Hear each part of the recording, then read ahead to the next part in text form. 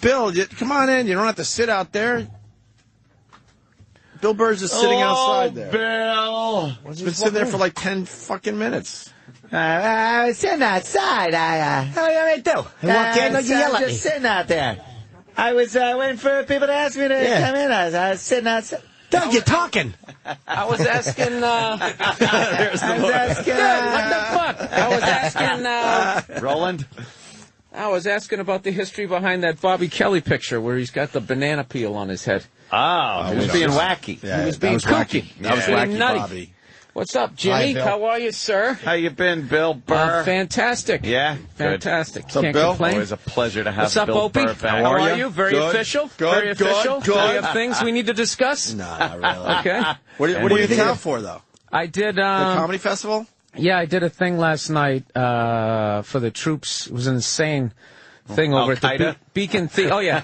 Just to try to balance it out so we can keep making money in this country. It was, just a thing for the troops, supporting the troops, one of those shows. And I had a bunch of big names on there. Yeah. And then myself quivering in the wings. You do well, I'm sure. Yeah, fortunately I did. I definitely had the freak out of, like, nobody said fuck yet. Who was on the show? I'm going to be that really? guy. You're All gonna right, be this the is guy. the show. Jon Stewart hosted. Tony Bennett came out and sang. What the fuck? Bruce Springsteen. Jesus. Wow. Then you got to talk to Joel McHale. Had to follow Springsteen and an auction. That's the biggest take on the beach I've ever seen in stand-up. Like, Wow. he was hilarious. He was just standing there, just like, really? Really? And, but he killed, and then, I got to ride his wave, and then Seinfeld closed it out. Holy What shit. the fuck, Bill? Yeah. That was definitely one of that's those a hell of a things show. when I was looking at it like, what the hell am I doing here? I should How much be time? 8 minutes. Right. 8 quick minutes. 8 quick minutes, and they, Nice. The second you see that flashing light, you're like, Get the Thank fuck God. off. don't want to piss people off. Seinfeld's coming on. Get off. Hey, That was definitely pretty cool. You get photos? Yeah, that's... No, I didn't. No? Yeah, and I was actually talking to DeRosa about that, how I respect your unabashed, just like you, like everybody's got to act like they don't want a picture with Tony Bennett. Well, Bruce, I got one. Springsteen. Hold on. I got him, too. I'm an That's idiot. right. I'm an idiot. Hold that thought, all right, really fast. But we got the freak show on the line here. We're discussing something. We want to get to the bottom of this. Bob and Mikey, what's up, brothers? Hi, guys. We're suspicious about the Clinton thing. You going to come clean with us? No, completely real. Completely real. So he's talking about Lil Wayne. I'm buying it, dude. Opie's suspicious. I was a little Jimmy is. suspicious. That's why we have you on the line. But then hearing the rest of the clip, I was like, yeah, it's probably real.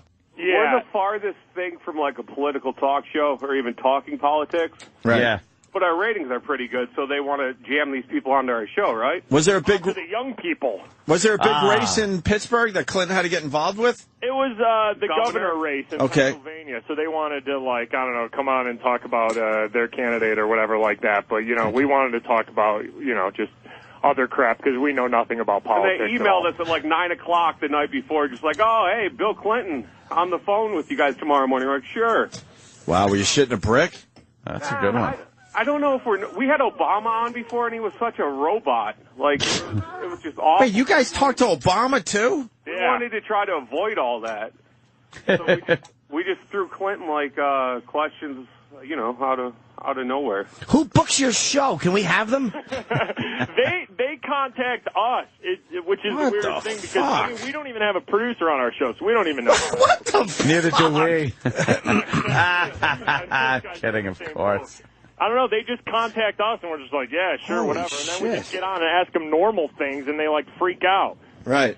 Were they freaking out a little bit about Lil Wayne and McRib? I definitely don't think they thought it was going to blow up as big as it did and stuff like that. But they didn't email us back and say, you know, anything like that. They were fine with it, I guess. Yeah, Clinton was a trooper, though. He just rolled with it. I mean, he don't care at this point. You know, more people were talking about Bill Clinton and Lil Wayne than they were talking about the Democrats just getting, you know, their butts handed to them and stuff. Yeah. Bill Clinton, at this point, doesn't care anyway. If you look at what he's doing and stuff, he's just enjoying himself. How long did you have him for?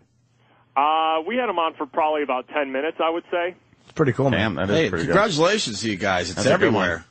Thanks, guys. We appreciate it. Thank you, boys. Damn. You guys okay? You guys having fun? Yeah. Yeah, we got Bill Burr in today. Yeah, Bill Burr. You had Bill Clinton. We have Bill Burr. They love you, Bill. Yeah, Bill. Have you ever been on the Freak Show in Pittsburgh? I imagine. I have no idea. I've been on like a zillion shows at this point. I'm like this. Bob and Mikey, have you had Bill Burr on? Absolutely not. No, we've never had Bill Burr on. Never been offered. He's way too fancy for us. You don't want to bump Bill Clinton to get Bill Burr. Well, while you were talking to Bill Burr, we were talking to Bobby Lee from, he was on Mad TV years ago. Did you ask him how he feels about Lil Wayne getting out this week? No, he couldn't. He had his clothes off, and he was humping one of the interns. Yeah, but it was really awkward for everybody. Yeah, as you're talking to Bill Clinton. Lil Wayne question at that point. Yeah, see, we don't know. We don't know what to do. Well, you guys, I've never done your show. Yeah. You guys are on what station? 96.1 Kiss in Pittsburgh. Okay, I've been there many times. I haven't done you guys, but I would like to do when I come in. Next time you're in town, little Jimmy. Yeah, definitely. Find us, because I've been to your shows before, Jim. Okay, thank you, man. Wow, these guys get to talk to politicians. Unless Ahmadinejad is coming on their show. Yeah. You might get bumped for him, Jim. Well, maybe you got to talk to the president of, like, Switzerland or something. Right, Chip. Everyone gets bumped for you, though, little Jimmy, so don't worry.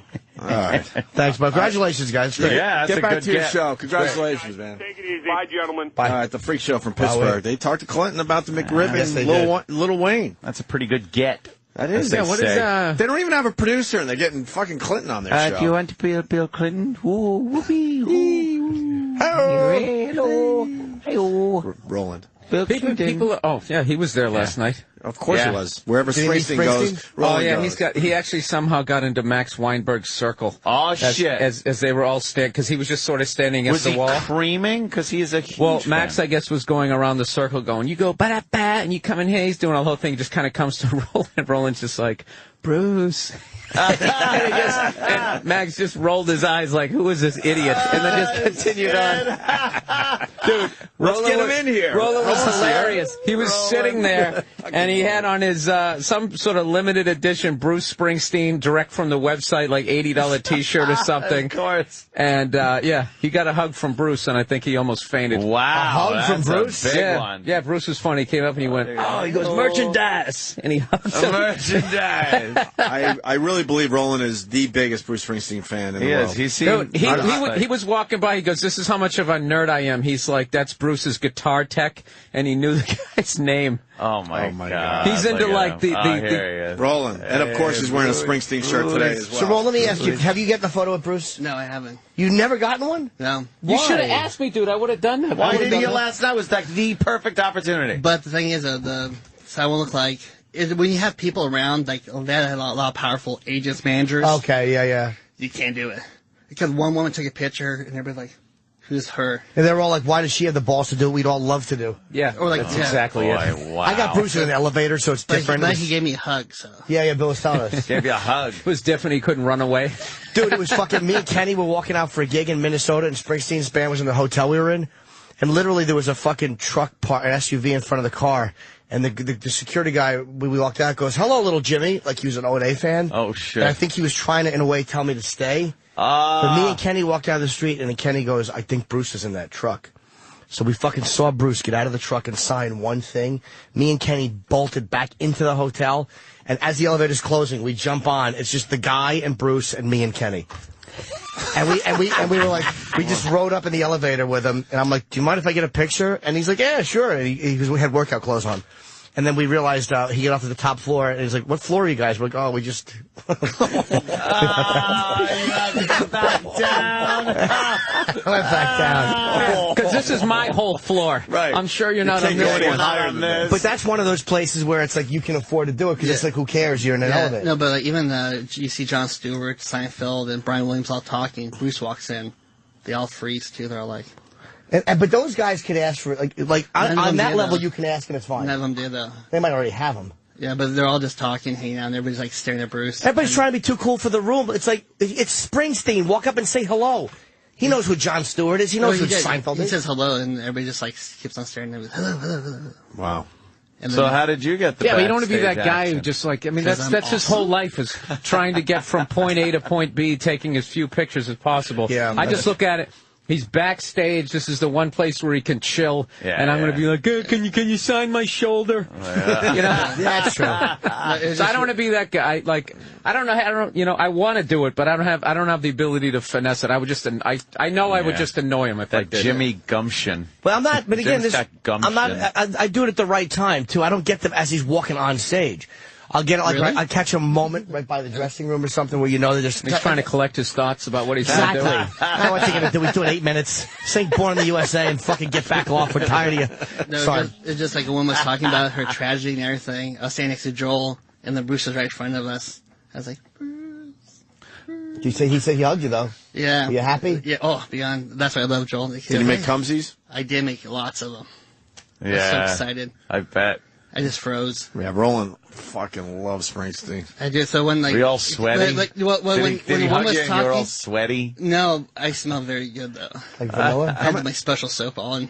This is real. I'm telling you, he's not even fucking No, but doing it for the radio show. when he was standing, like when one was doing a speech, like Joel's next to him, and there's Bruce. I'm like, I could touch him. And then like Joel kind of reached, like brushed Patty and Bruce, and then they kind of like looked around, and I just like smiled, kind of Bruce shirt on, and then they just turned right back around. I'm like. Oh, that's so odd. You're like rejection. the guy. You're like the guy at appearances that we see with the O&A shirts on, and you're just kind of like, oh God, don't come up to me. Those AM radio headphones. Don't start talking to me. Yeah, but I refrain from pictures and everything. Though it killed me. Though. Would you get him if he was in here? Would you get a photo? I would if management lets me. I would be more than happy. We gotta get him a photo with Springsteen. I tell you, He is coming up here on the 15th.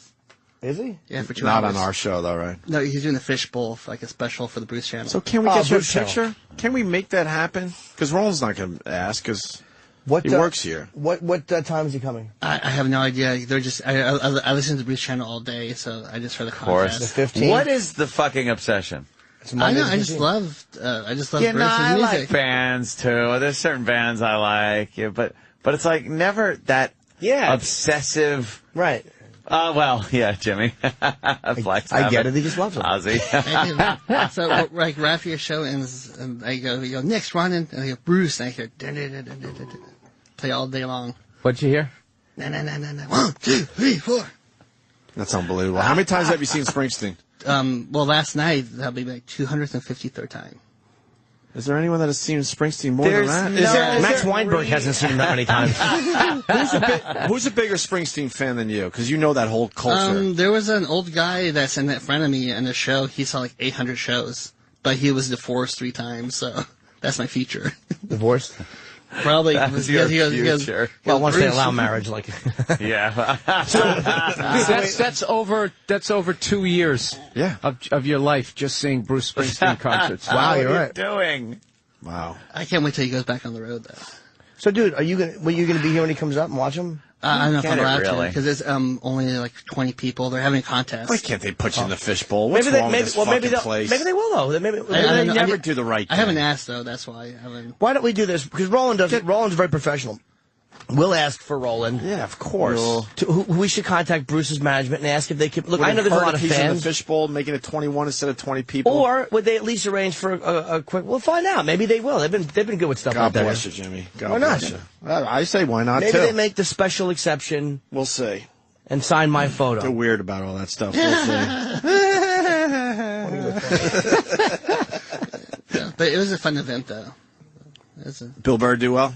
He killed. Of course he did. Bruce loved him, too, he said. Really? Oh yeah, who Bruce saw said? you? Who said Bill? Who said that Bruce loved Bill? Everybody loves. I mean, he killed. No, but you can't lump Bill and Bruce. No, with somebody everybody. came up and said that he was down in the green room laughing, which That's gave me great. a thrill. Yeah, That's awesome. definitely gave me a thrill. What are they going to say? The negative guy, negative friend who ruins everything. He's probably just being nice. Yeah, come on, Bill. The volume wasn't even on. He was rehearsing. That's great. He'll remember you now, though. He laughed at everybody. But, dude, he'll fucking... you have something to talk to him now, because I guarantee you, if you'd see him, he'd remember you. But if not, you just go, we were on that benefit. He'd go, yeah, I loved you. Tiny Ben was awesome. I got a feeling his life's big enough that he's probably already forgotten about things. Wouldn't it be funny if he was obsessed with you and was Googling you and was just ordering all your shit? Oh, yeah, and then he listened to this show and heard some of our impressions of him. Yeah, That's the funniest thing about being on this show. The amount of times I've run into somebody that I actually realize that I kind of like. But then I just think to an episode of this, I'm like, oh, God, I hope he's not a fan of the show. I certainly fucked that up. Yeah. I can't even, like... It really makes it hard The combination of stuff I've done in specials yeah. and then being on this show, I swear to God, it's at like 12% of the people I meet. I'm Bridge like... burner. This show makes it really hard to run in those circles. Yeah. Really hard. You don't know what you've said and who's gotten back to. I was in the Brooklyn Diner one time, and there was something going on where Tyra Banks forgot to tip. She thought her people did, so she came running in to do it. It was this big sort of media thing. And the person I was with was funny. They go, oh, hey, dude, are you a big fan of Beyonce? And he turned around, pointed, and I go, that's Tyra Banks. And then immediately... I'm looking at him like, wow, she's beautiful. And then immediately I just thought of, oh, God, fatty, fat, cow, whatever the hell. Fatty, pig, fatty. I was like, huge banner outside where she did her show in L.A. God. Yeah. I love that guy to this day for doing that. That's bad, Oh, my God. That went everywhere. All right, we should take a break. One. We got Bill Burr in studio. Roland, thank you. We got Ginger Lynn. She should be here. Well, she's here. Oh, is she here? I'll go so she'll join the program next. And we got Mick Foley coming by and Chris Morris as well, the director. Cannot wait to talk to that guy. Yeah, I can't wait. Best comedy I've seen in years and years. Yeah, 4 Lines is the name of the movie, and we'll talk to the director, Chris Morris, later on today. But first, this. Fucking good choice. What is this, Jimmy? Dr. Alibi. This is Lenny on Slash's CD. It's unbelievable. That is a good CD. I tracked through that Slash CD. Love it was nice. What's going on in your world, Bill? Anything? The elections, conspiracies, sports? Oh, the elections were hilarious. Hilarious, right? I was just talking to Anthony about that, how 2 years ago they got all the Republicans out. We're like, we're going to show them. Now something's going to get done, and then 2 years later, they get rid of all the Democrats. It's like, don't you realize that the people got money on both sides of the ball? It's just going to continue. Do you think these guys are going to get the bankers? No. These are the guys who are going to like reverse NAFTA and try to get like manufacturing back in this country so we have jobs again. So then they'll be out in 2 years. Yeah. It's just going to keep going back and forth. Yeah, the whole thing is just, it's hilarious. It's the system, man. It's broke. So what I do, so I sit there, and then people tell me that when I vote for these guys who say, we got to audit the Federal Reserve. We got to get manufacturing. Dude, it's a waste of a vote. And then these fucking morons vote either Democrat or Republican, and act like that isn't a waste of a vote. And they're on their knees blowing the same people. Man, there's some petrifying stuff there going on with the Fed and how they're buying up bonds. They're buying up U.S. bonds with money that they're just printing. So they print about in between a $500 billion or $1 trillion, probably about $800 billion, and then buy bonds for the country. Yeah, but it's like borrowing money from yourself. It's not even built on sand anymore. I don't even know what it's built on. No, I don't get how it's not like $90 for a bottle of ketchup at this point. And they say groceries are already going up. I heard on the news this morning, like groceries are taking this quantum leap up in price that we haven't seen in quite a while. And the value of the dollar could drop upwards of 20%. Yeah, no, that's that whole shit about getting us on the Amero. Dude, and all the super rich people and all the people in the know are all investing outside. Like, they just seem to be like George Bush, bought a bunch of land down in South America. It's like, why? What do you know what's going on? that I don't know? Like, what is, Now, remember, we're talking about the Amero, as far as, Europe's got the euro, and we're talking about the Amero, and we're sitting there thinking, like, well, fuck that, because Mexico's got worthless money. And we're pretty much on par with Canada now, though, because the value of our dollar has dropped so much. So you just, drop it down a little more, keep dropping the dollar. That's what they're going to do. And it's fucked up. It's like, and then we'd be like, oh, okay. Yeah, Namero sounds fine by me. Yeah, this one is worth. This one actually is worth something, and then you'll go on to that, dude. It's how's the Amero bad? I'm not saying it's not bad, but I don't know enough about finance. Because the dollar is pretty much the only thing this country has left. No, because what you're going to do is, but then you're going to have one bank that's going to, right now you have the Federal Reserve that prints the money for this country. Yeah. But then what you're going to have is one bank is then going to be printing the money. The World Bank. For Mexico. It would be Mexico, America, and then Canada. And then Europe and then you crash that thing. Yeah, and then what it is, they're just loan sharkers. That's all they are. If you ever break down your mortgage, that's sick. If you break, it's disgusting, and you should try to pay it down as quickly as you can, regardless of what your accountant says. Because you can get the shit taxed out of you, good, but it's not interest. I don't care. I'll sleep on a futon, but I am not going to be sitting here as your fucking indentured servant. All right, buying you a new pair of loafers every 20 minutes with the interest on my thing. Yeah, every 20 minutes. I dumped every fucking dollar in the last few years into my principal because I hated that I was giving these scumbags, and you're always going to pay interest. They loan me money. Fair enough. They should get something back for that. But the idea of paying over 30 years... It's ridiculous, and they front-end load the interest. Like, you don't even have... Like, people think if you pay it off in 17 years, you got them. It's like, dude, you already gave them 90% of the interest during those first 11, 12 years. It's like you have, like, 7, 8 years to really... pay that thing down. The big thing is if you can cut into your principal, you are dropping the interest. Yes. You have to kick the shit out of it, though. Oh, I know. But the problem is they get you in those things like your job basically as a minion is to take on as much debt as you can without capsizing. And if you don't, they tax the shit out of you. It's like because you have the choice to not invest in that type of stuff, but basically through basic financial dicks in the ass, you will run through the hole they want you to run through. You're like, which one has the smallest cock? That one. Okay.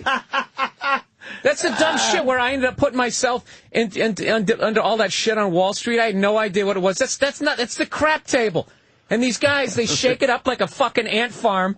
They talk. They know it's coming. They pull this shit out. I slam down on the pavement, and then they come. Hey, I'll give you 8 cents for whatever the hell you just bought, and then they just shoot it back up. And every once in a while they'll get someone like a Martha Stewart. That's the bone. Like they're actually cracking down. They'll get the guy who played fucking Matlock, and they'll throw him in jail, right? Because he made money on some sort of Disney theme park. But they don't get these bankers and these idiots every 2 years. They get rid of the Democrats and Republicans, and nobody's going after the bankers. Nobody's going after these corporations. Nobody's doing shit. What do you think the purpose is for keeping people in debt? Like, I know it sounds like a simple question.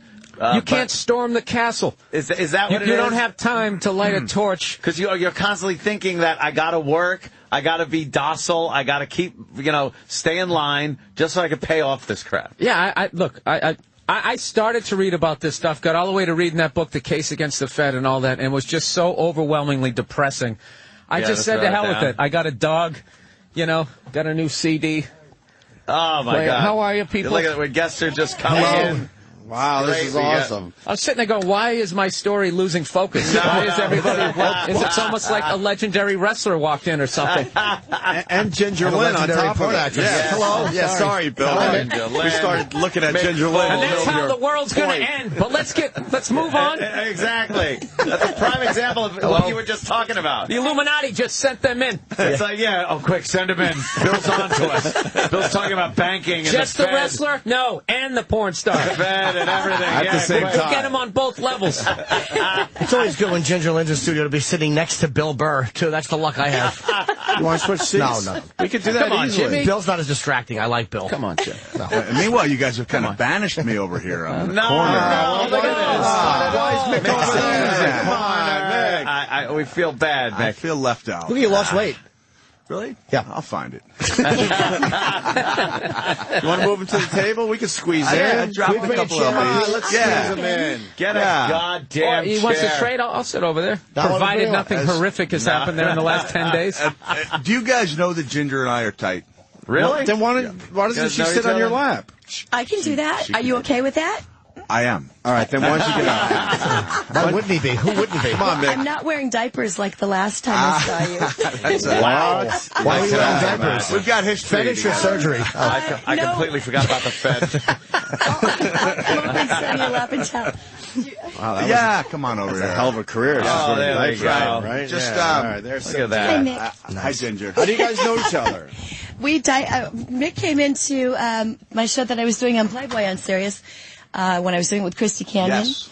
And we actually ended up, I thought it would be cute to wrestle with Mick. So, you wrestled a little bit. I didn't know what to wear. Did you smack her in the face with a chair? So hey, it's the only thing I know. I have to tell you, I had never Put heard. that sock on his dick. I did not. I was not aware of the freedoms that being on Sirius satellite allowed performers. And I was in the green room listening to Christy and Ginger, and they were you were performing cunnilingus on Christy as part of a bet. Wow. And cunnilingus. I was eating your pussy, honey. Dang, exactly. Exactly. Can I say that here? Yes, yes. We actually prefer it in any context. You're blushing now. I'm blushing because I realized Sam has a video camera. I could have other side. Well, I said, no, honey, we just pretended that she was sitting on my lap. That's for Sam's personal catalog, believe me. Well, here, I'll move on. No, I enjoyed it. And, ridiculous. And I was really thinking about running out the door. Opening the green room door, just saying this is a mistake, and running out. And when I walked in on Ginger and Christy's world, the first thing Christy said was, "Mick, you spent a lot of time on the beach today. That face is kind of red." And but then it was literally like magic there, right? Like I was supposed to be on for 15 minutes, and I went to 3 hours. I find that hard to believe that two porn girls licking each other's pussies would be a fun place to be, Yeah, you didn't sell it well enough for everybody. Wait, the show is... No, wait, but I want to hear about the wrestling, because I heard Ginger say that she was wearing diapers. I picked up on that. You know, I've been practicing martial arts for about 20 years, and I thought, Mick Foley, okay, I can take Mick, but he's a little bit bigger than me, and I thought, well, how can I distract him in the best way? So Christy and I took our tops off, and we put diapers on, so we did adult diaper wrestling. That'll do it. Can I Mick, you're 6'5". An adult diaper match. You getting diapers. I said get those diapers. $40 million the bitch couldn't even win.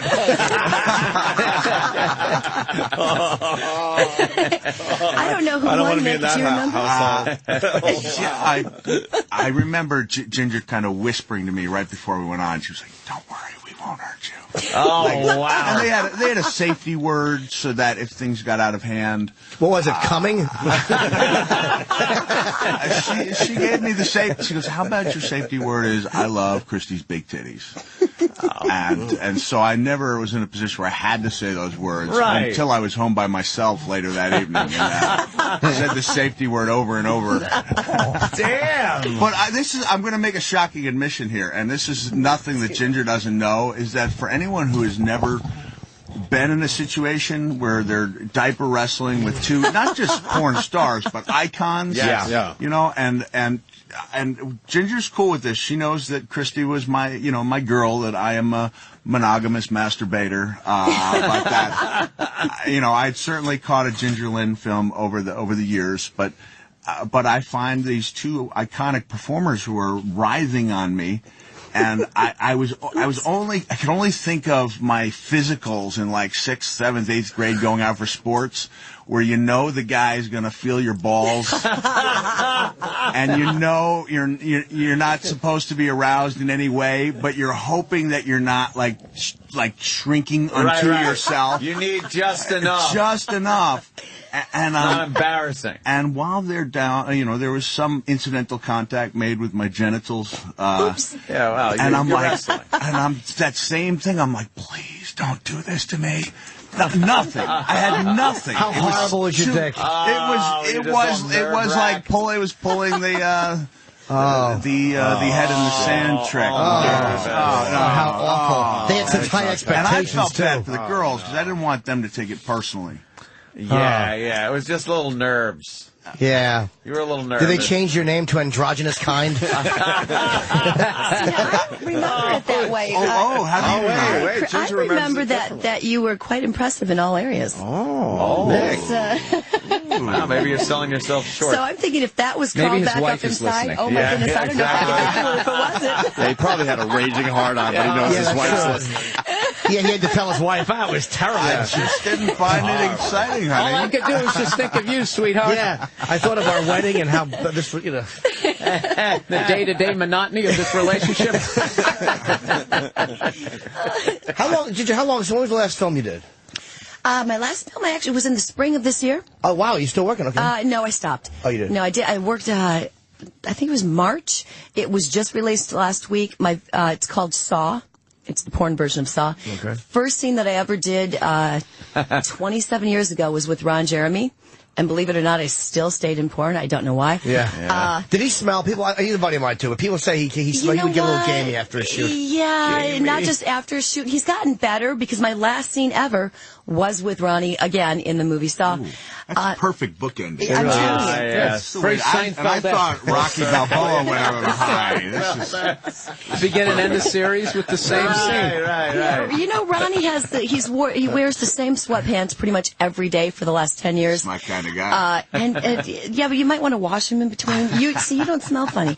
So he does have kind of a stench on occasion. But now, where is the stench? Is it his chest hair, or his body, his balls? It's kind of the whole thing, and then he covers it up with not deodorant, but cologne. Yeah, and I have to be careful because I'm doing a radio show with him later today. He's old school. Why don't you got enough juice in this business to be like, can you bathe before you do that to me? But I didn't work with him in between, so we had a 26-year space that we didn't work. You thought maybe he cleaned up. Yeah. I thought maybe, and then, Can I draw a wrestling parallel here? Sure. Yeah, I was on the record, and a few fans thought that I was disrespecting Stone Cold Steve Austin by saying, when asked who the hardest hitters were, I said, there was a guy named Vader, who really racked your brains with those forearms. He'd come in with left to right, left, and just when you thought you'd kind of go with him, he'd hit you with 3 straight rights. But he was like another generation, and I said something like, but I'll tell you what, when that crowd was going and Austin's adrenaline was really running, being on the receiving end of his comeback punches was no day at the park.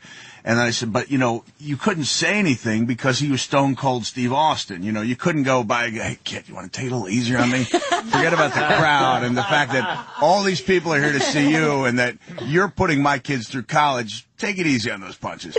Same thing with Ron Jeremy. You really can't bring it up because he is the Stone Cold Steve Austin of porn. That works. He actually looks more like the Captain Lou Albano. So the last scene you did was with Jared. Was there a period where you stopped working when you first started? Yes, a long period. I made my first 69 films in a 2-year, 3-month space. It wasn't intentional. What I said, it just happened.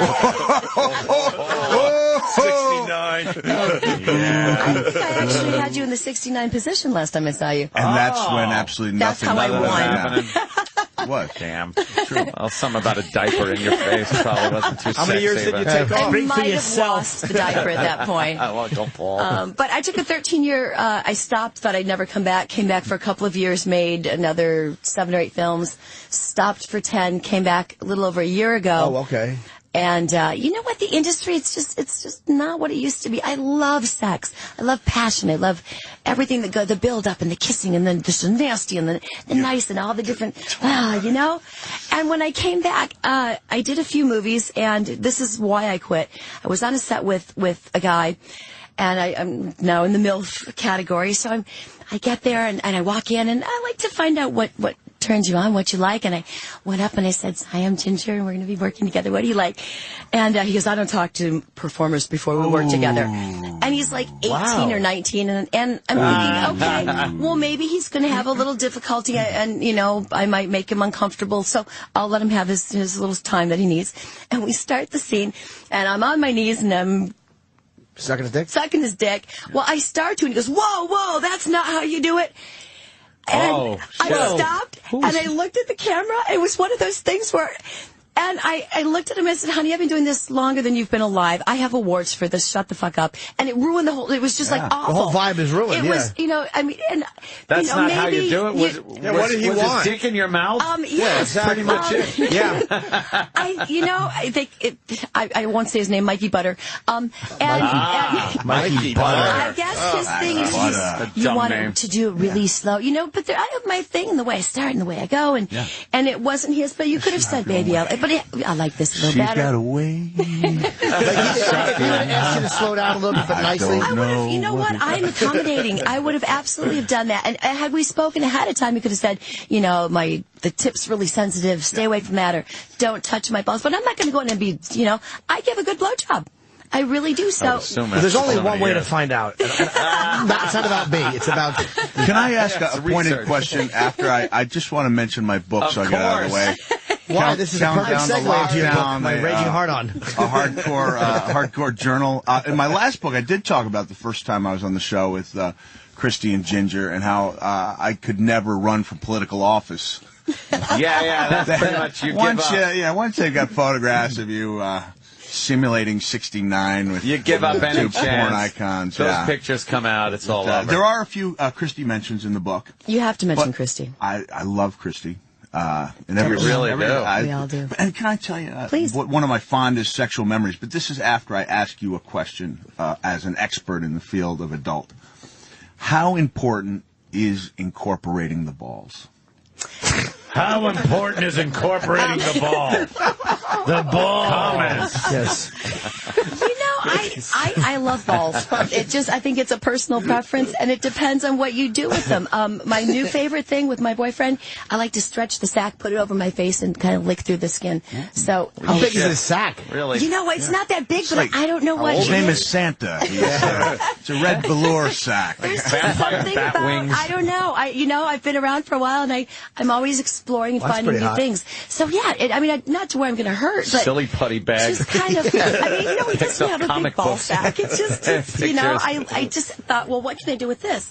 So I kind of stretch it over and lick through the. Wow, that's fucking nice. It's so unique. So if you like it, I can add that in. All right. Kind of falls under the term of incorporating, right? There's nothing good than the female reach around is pretty good. If you're going at it and she wants to reach around and give a little jiggle down there. Always nice. Or just, when you're giving a blowjob, to touch them gently and play with them. And no one's going to argue with that. No, We're not going to get a fight. But flicking is no good, right? Flicking, not good. No. You don't want to hurt the partisan politics. You don't want to hurt them. I like them. An uppercut. You don't want an uppercut. Yeah. I like them touched softly, held, cupped. Yeah. I like when a girl acts like I have small balls. I like when a girl acts like they're big, like when she holds my balls and she goes, ooh. See, but there's something to be said about small ones, too, because I can get them both in my mouth at the same time. Easily, yeah. Wow. And then kind of juggle them with my tongue. Yeah, unfortunately. I can have a phone conversation. It isn't garbage. I don't normally admit this, but I have small balls, Ginger. You got small balls, Mick. You didn't need to admit it. She felt it. We'll go from wrestling to juggling. Old fucking wasp nest balls. Can I attest to the professionalism of Ginger and her former co-host, Christy? Yes. Are you telling people why you're here and what you're starting? Well, I had that in mind, but then I sat down and I was so excited. I'm the only girl in the room with a bunch of guys, and I got excited, and then you're here. Right, and bang. So it was just, That's not how you do it. I just plugged my new book, Countdown to Lockdown, and I think you could talk about your new show coming up. Do you know how bored she'd be, by the way? Excuse my interruption. Do you know how bored she'd be fucking all of us average fucks? What are we going to do? Average. No, you know what? I prefer civilian sex. It's much better because porn stars, they're robotic. It's automatic. ABC 1, 2, 3 fucking. There's a lot of slamming going on. You have to open up to the camera. No, all right. Porn on regular, film. It's not real sex. You've got real people who are passionate. You want to. There's a whole different rhythm that goes on. So, no, we wouldn't be hitting your marking. But back in the days when you were working, when you first started. Your lines. Who would you say was the best fuck? Because back in the older days, there was no Viagra, there was no cabbage, there was none of that stuff. They were real people. Yeah, they had to stay hard. Tom Byron, always going to be one of my favorites. Classic. Yeah, I got a good guy. Jamie Gillis, Jamie had a whole other thing going on. He was so sick and twisted. Yeah. But that was kind of a nice, he talked a good dirty streak, right? Yeah, he was. Yeah, I like that. I heard Paul Thomas was a real perv too. He never did it for me. Never did it for me. Only the old timers. What about Russ Francis? You ever work with him? The Cleveland, the New England. Oh, he's the guy.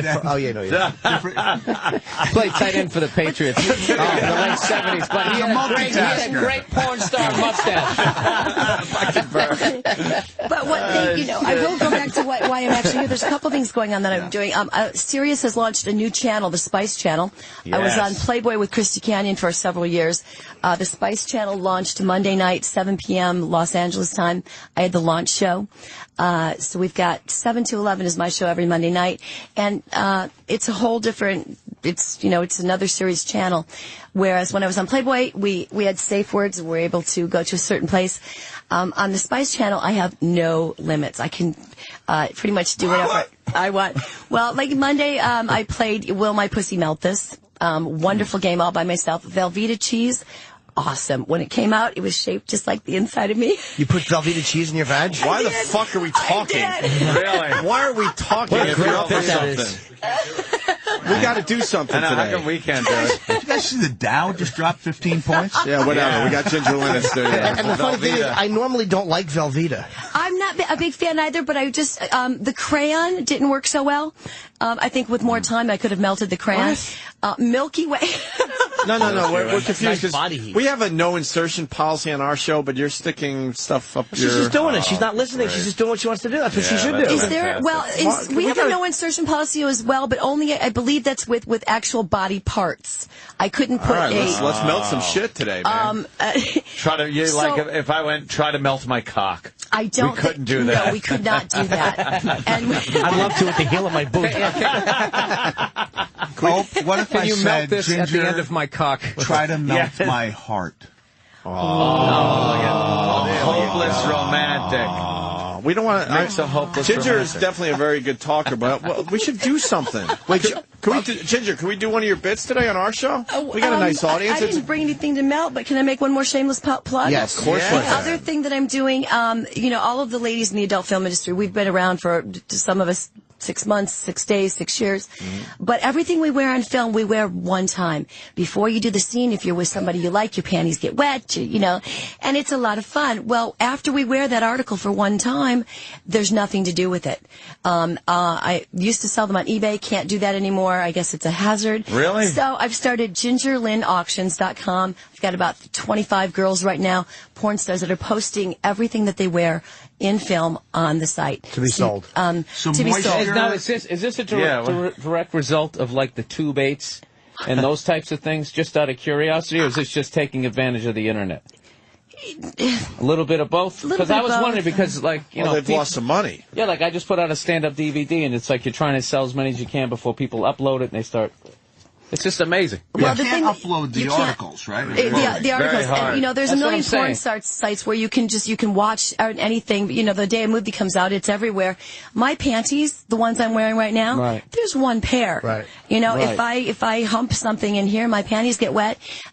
They're the only ones that I'm going to have that I was on the Opie and Anthony show humping whoever or whatever I humped, and they're up on panties. GingerLynnAuctions.com. So, do you hear what she's saying? She wants to hump something. Why are we still put them in a Ziploc bag to retain? I do. I Ziploc them up every time I do one of my shows on my series shows when I'm done. For freshness. Yes. They're Put it in Tupperware and burp it. Well, your show's every Monday through Friday? Well, it's like the Jerk Box is Monday through Friday. Jerk Box is Monday through Friday. It's Sirius 108 XM 248. I'm only on Monday nights as of now from 7 to 11. Who's on the rest of the week? Give up on civilization left. Taylor Wayne, we have Debbie Diamond, we have Jessica Bangkok, we have Kylie Ireland. Gosh, I don't know. We just started Monday, so this is like Playboy Radio in a way, kind of, but a little bit more explicit. It's cool. Yes, it's the naughty version of that. And Christy ships over to... I just picture making a movie of the journey. Also. I think Christy Canyon will be on Spice in the near future. Yes. We got to do something with Ginger Lynn. She's up. She's up for something. What can we do with you today, Ginger? Well, I was hoping. I've got 1, 2, 3, 4, 5, 6, 7 men in the studio, and you guys can't think of anything. Mick, any ideas? What would you like Ginger Lynn to do? Melt something with her pussy, or what do you want? I have some haiku poetry that Melt my new DVD, available on iTunes. There you go. Hey, Bill Burr. Why can't we think of something? Come on. I didn't bring any It's been so long since we've had had been so long. You're absolutely right. We could do. I think I might have some candy left over from Halloween in the office. Should we go see what we got? Maybe we can melt something. Yeah, that sounds good. Maybe like a sugar daddy. Yeah, for that.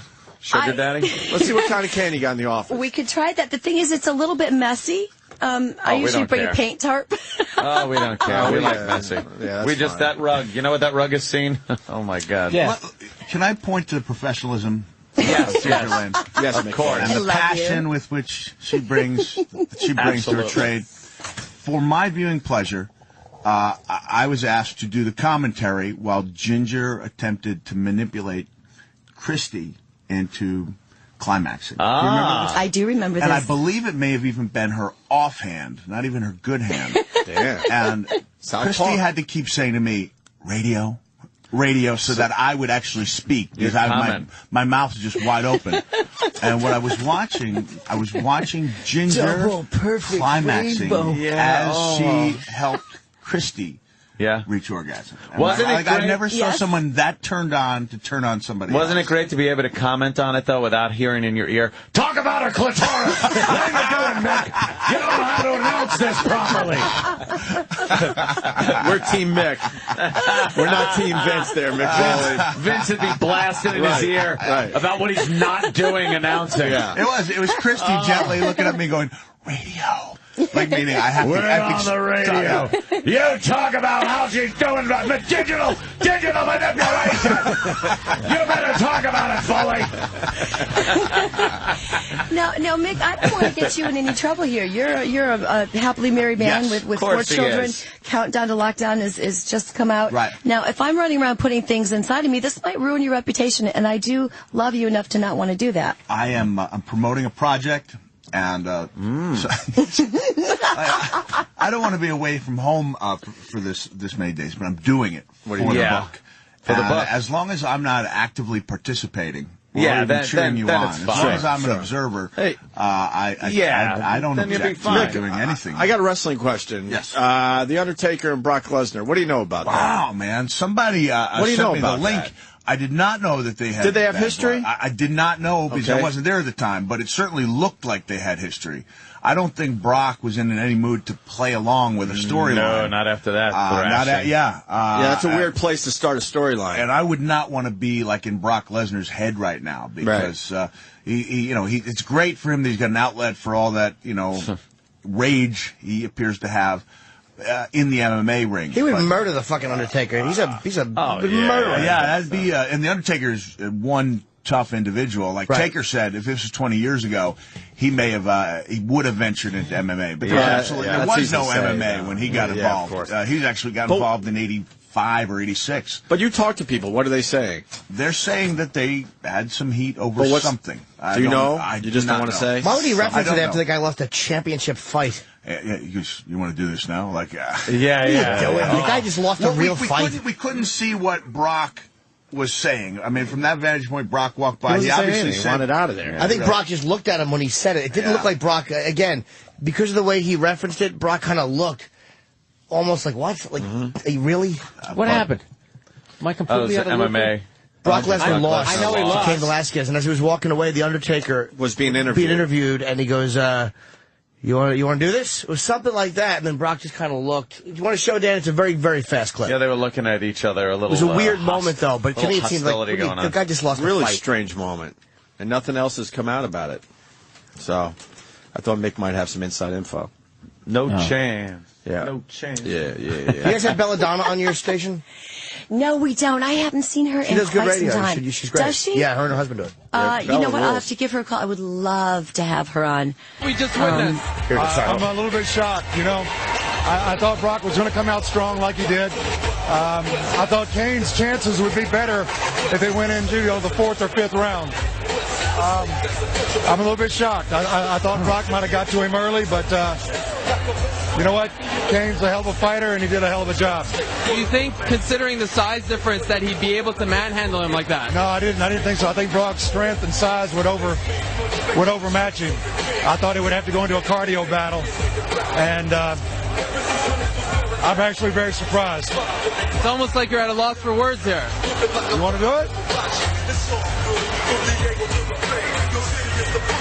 There's Brock Lesnar right there. What did you just say to him? It's kind of a personal thing. I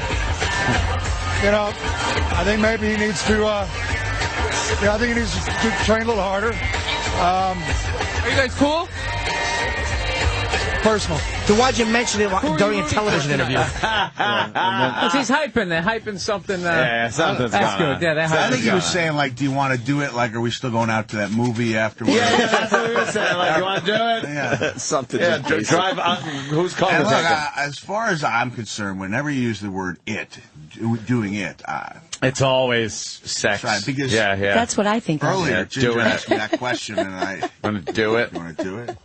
Do we have the candy? Finally kill this tension between us? Danny, we got the candy or what? Well, as it turns out, all the candy has been eaten. Oh, but I did find a vuvuzela. She's not gonna melt that. Come on. Maybe she could blow it or something. Yeah, you know. Do you queef? Do I what? Queef? Queef? Ew. I see that we got the vuvuzela, so I'm thinking. I'm just trying to think on the spot. You know, occasionally every woman queefs, but if you're a regular queefer, you probably have a really big puss. You know, I've queefed. I can think of once in like the last couple of years. Damn. So we no, basically I'm not, want you to play that with your pussy. We're trying here. Yeah, the next World Cup comes in 3.5 years. Huh? Next World Cup is in 3.5 years. We're going to start getting the fan base moving. We have, I hear that there's candy en route. Oh, candy en route. In the meantime, Mick, what's in the book? What do you got in there? I know you've written a lot of books. What's this one about? I'm thinking about the candy. Can I see the book? This is called filler, Mick. Until the candy arrives. We don't really even give a shit about your book. There's some of those sensitive stories you guys tease me about. I covered up with some sophomoric humor and some violence, but I try to make some serious. I do make some serious points in there, and have a couple chapters I'm really proud of.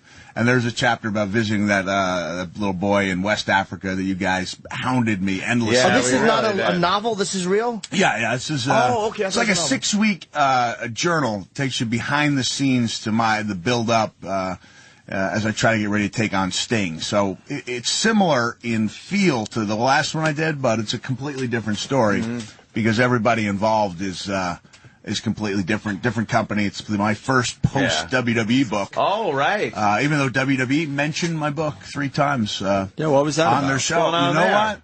I think I just came out and defended Linda McMahon from the criticism of her being associated with us because I took that kind of personally. Like, she really did. Like, I thought it was ridiculous that what's his name? Friggin' old Dick Blumenthal. Thank you. Yeah.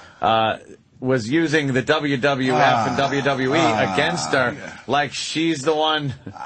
She kicked Jim Ross in the genitals, and that's being shown it's like, on the air as reason why she wouldn't make a good candidate. I mean, it was ugly. I was in Florida for the World Series, and you had to sit through like back to back negative campaign ads about the same candidates, whether it be one about this one running for governor, counter it with the other one. It appears to be the same voiceover guy doing every negative ad in the country. Best. They got through by lying. And then the music, the ominous music that they've. That was like in California. Everybody running for governor. You didn't know what anybody stood for. All you knew was just everybody was evil. Everyone else evidently was a who was scumbag, running. Yeah. And then they just tell you like. This guy, and then the music goes, ding, ding, ding, ding, ding, and this guy's got 3 children, and he's been married for 18 years, and it's a wonderful guy, but nothing about platform or anything. And the other guys are all scumbags. Let me see. Norton came across something. What do we have? No, Jimmy. It was just came across his leg looking at Ginger. I see the look Jimmy's giving. I happen to open up Countdown to Lockdown 22 days, and I open up on March 28th. On board Continental Flight 1033 New York to Houston. I've taken that flight many times. And I'm looking, and this is what jumps out at me. You were thinking that was a long way to go for free, and that you thought they were going to fly you in coach. Yeah. And then she said, we love you, we're flying you first class. You don't always fly first class. You're Mick Foley. You're a wrestler. I do sometimes. I mean, when it's official wrestling business... TNA, WWE, but I'm looking now at going over to the UK on the 10th.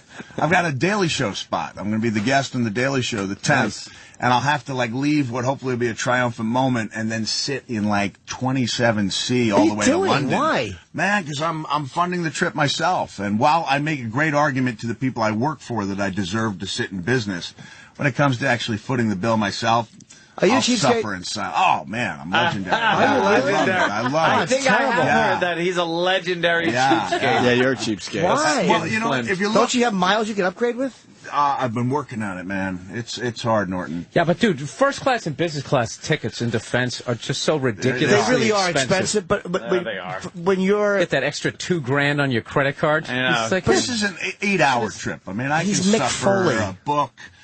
Ginger's creating memories for me now that I'm going to refer to over there. And if you see, I donated the advance, 100% of the advance to two groups that work with victims of sexual abuse. This is where I drag your show down here. Drag your show? What do you mean? You're sexying it up. It's half the female guests we've had on this show. So if it wasn't for those creeps, we wouldn't have the freaks coming on here. Yeah, exactly. One of the groups is RAIN, Rape, Abuse, Incest National Network. Oh, Jesus. Oh, Opie. And the other one is the group that I sponsor kids through. The money involved goes to victims of rape from the... Wow. But my daughter read the flap cover. That's where they learned that Dad was donating the money. She was all over me like, how can you be so cheap at home and then give all your money That away? is a good point. Why is that? Yeah, can we talk about your cheapness? What do you do at home that drives your OCD kids? thing? That drives your kids nuts? I have not purchased anything for myself for years. Why? I bought 2 pairs of $15 warm-up pants because I'm on a book tour and I had to look good. But why, Mick? It's odd. You're not broke, are you? I like making money. I like saving it. I like investing Looking at it. I like giving it to places, but I don't like spending. But how your family notice? Are you cheap with them too? Cheaper than they like. But no, I want examples of that. That's an OCD type of thing. There's a weird, because I knew a guy like Jason, who was obsessively cheap to the point where it was sociopathic. Right. Like it wasn't just like being smart; it was being ridiculous. Yeah. And it was weird. It's like you're not enjoying your money. Like, what are you doing? Well, I'm not nearly as bad as I used to be, because I was one of those guys who would. I was the WWE champion, and I was sleeping on couches of fans, or on the cot at the Red Roof. And you want to know, this is what made me. I'll be honest. This is the moment where I changed. This was like a defining moment for me. I slept on a couch in St. Louis, and that morning, like there must have been 15, 20 horrible-looking people coming over, knocking on the door, and I was like, well, when I had the belt, I was like, well, they probably just want to see the champ. I shouldn't look down on people, no matter how scummy they may look and how early they're getting over here. And 2 days later, my friend from St. Louis calls me up to apologize for all the people coming over. I said, well, that's all right. They probably wanted to see the belt, meet the champ. And he goes, no, they weren't there to see you. And I said, what were they there for? And he said, my girlfriend's a crack dealer. And at that point, I was like, maybe the Red Roof doesn't look so. But why did you put yourself through that, the unpleasantness of that, even if they were fans? Yeah, because you can get a really cheap hotel. But why would you? And I've laid in those. What's the use of money if you're not like living? You never knew when it was going to run out. That was the problem. So you never knew. But so what if it didn't? You couldn't be any worse. If it ran out, you already know you can sleep with fans. That's what I just said. You still don't sleep with your fans. I don't get it. Do you sleep with your fans? No, you sleep with your fans. I really you don't. fuck them and then leave. I go to my 5-star hotel suite. I leave them in their fucking shitty Datsun. But I will. In my defense. When WWE when they had me doing something promotional, they'd pick up the tab. Sure. And they were putting me in lesser hotels than they would the other talent. Oh shit! And then I said, and they said, well, we knew you didn't like classy hotels, and I said, no, I myself may not be classy, but I have no problem in staying in a classy hotel. I like the big hotels and the nice hotels. And I've got miles. I'll spring for it. They're I'm pretty write-offs, good. though, Mick. They're write-offs for business. They're all for your book tour. And it's like the reason I fly myself first is because most times other people fly me. It's like I get fucking first. I get lucky in the contractual. When you're on a book tour, you're not getting paid, but you can eat whatever you want and bill it to the company. And I don't bill anything to the company. Why? And I just said, I say in this book, I said, I'm sorry. I I will not pay for $50 eggs, no matter who's paying for them. And I never have, and I never will. That's a weird. I understand the idea of being smart with money, but it's like I get so lucky where I get flown. Like, I'm not having to fly myself. So what, 5 or 6 flights a year? That comes out of your end. That's going to come out of your end. See, I need to move into... No, when NBC flies me somewhere or whatever? No. Oh, not that. I mean, if you're doing like a stand-up gig, that's the thing. I realize, like, when you sit there and you go into the green room and there's the whole spread that they put out there. It does come out. That's all your money. But that's why my deli trays are very small. I don't waste money. But when they give me X amount of dollars and then they give a flight buyout, I use that, and sometimes if it's 3 hours or less, I'll fly coach because it's not worth it. Yeah. But long flights, fuck that. I'm 42. Like, what am I going to do with the? What am I wait until I'm 80? I'm going to spend it all on one great blowjob? The fuck am I going to do with it? And I don't mean waste it on fucking $200,000 cars, but if you got to travel, you're a big dude. Dude, man. I did that for like 2 months, thinking I was at the level I could fly first class, and I got that $6,000 credit card bill just in plane tickets, and I was just like, I think I'll sit in the back. 100% write-off, though. 100% write-off. If it's longer than 6 hours, if I'm flying overseas, then I'll do it. Other than that, I'll sit there with my knees in my chest. Well, you guys that are flying all the time, it is crazy to just pay for yourself in first class. Florida's a waste because you don't really get a meal. No. It's not, if it's $300 or $900, I'm not going to spend $900 to go to Florida. It's stupid. Yeah, but he doesn't even buy clothes for himself. That's what I'm saying. It's not about here's that. the paradox. We're not even close to normalcy here. I will not buy clothes myself, but I will risk half the money I've made in my life to have Ginger Lynn sitting on my lap on video. There you go. See? Writhing uncontrollably. See? So there we go. How many books? Say goodbye to that money. Hold on. I'm not done with this. Someone outside the studio saying someone has to go, and they're getting really obnoxious about it. Who is it? Me?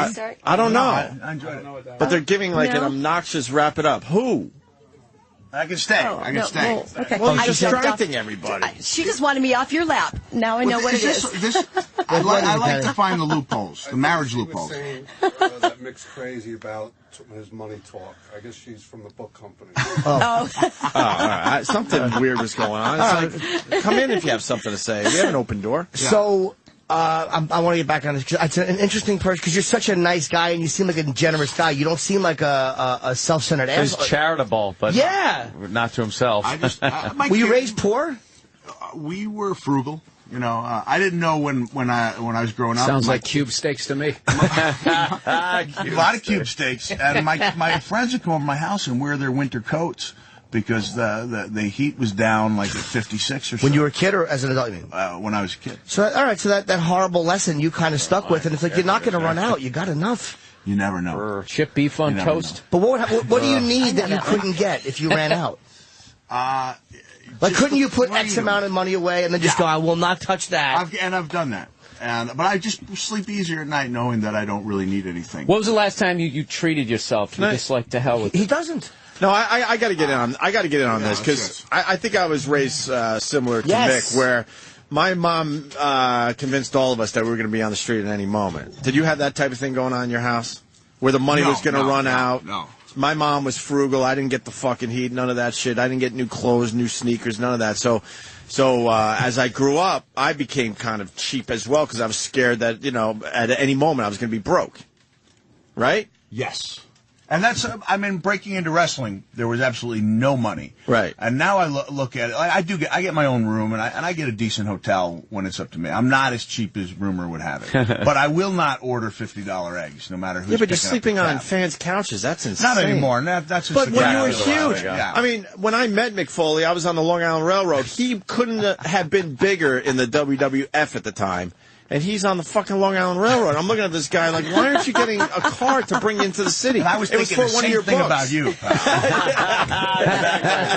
thought this guy was successful. He's taking the train. The radio show was pretty successful. What the fuck were we doing on that train? But we grew up very similar. Fucks on the Long Island Railroad. Oh, that's hilarious. I'm like, that's the Chisler Express.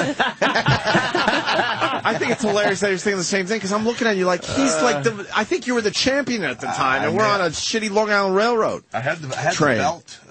You had the belt with you. Well, nobody's even mentioned my medal of what is it? reasonableness. Because we think it's a Special Olympics thing. Medal We're of all reasonableness. Special Olympics.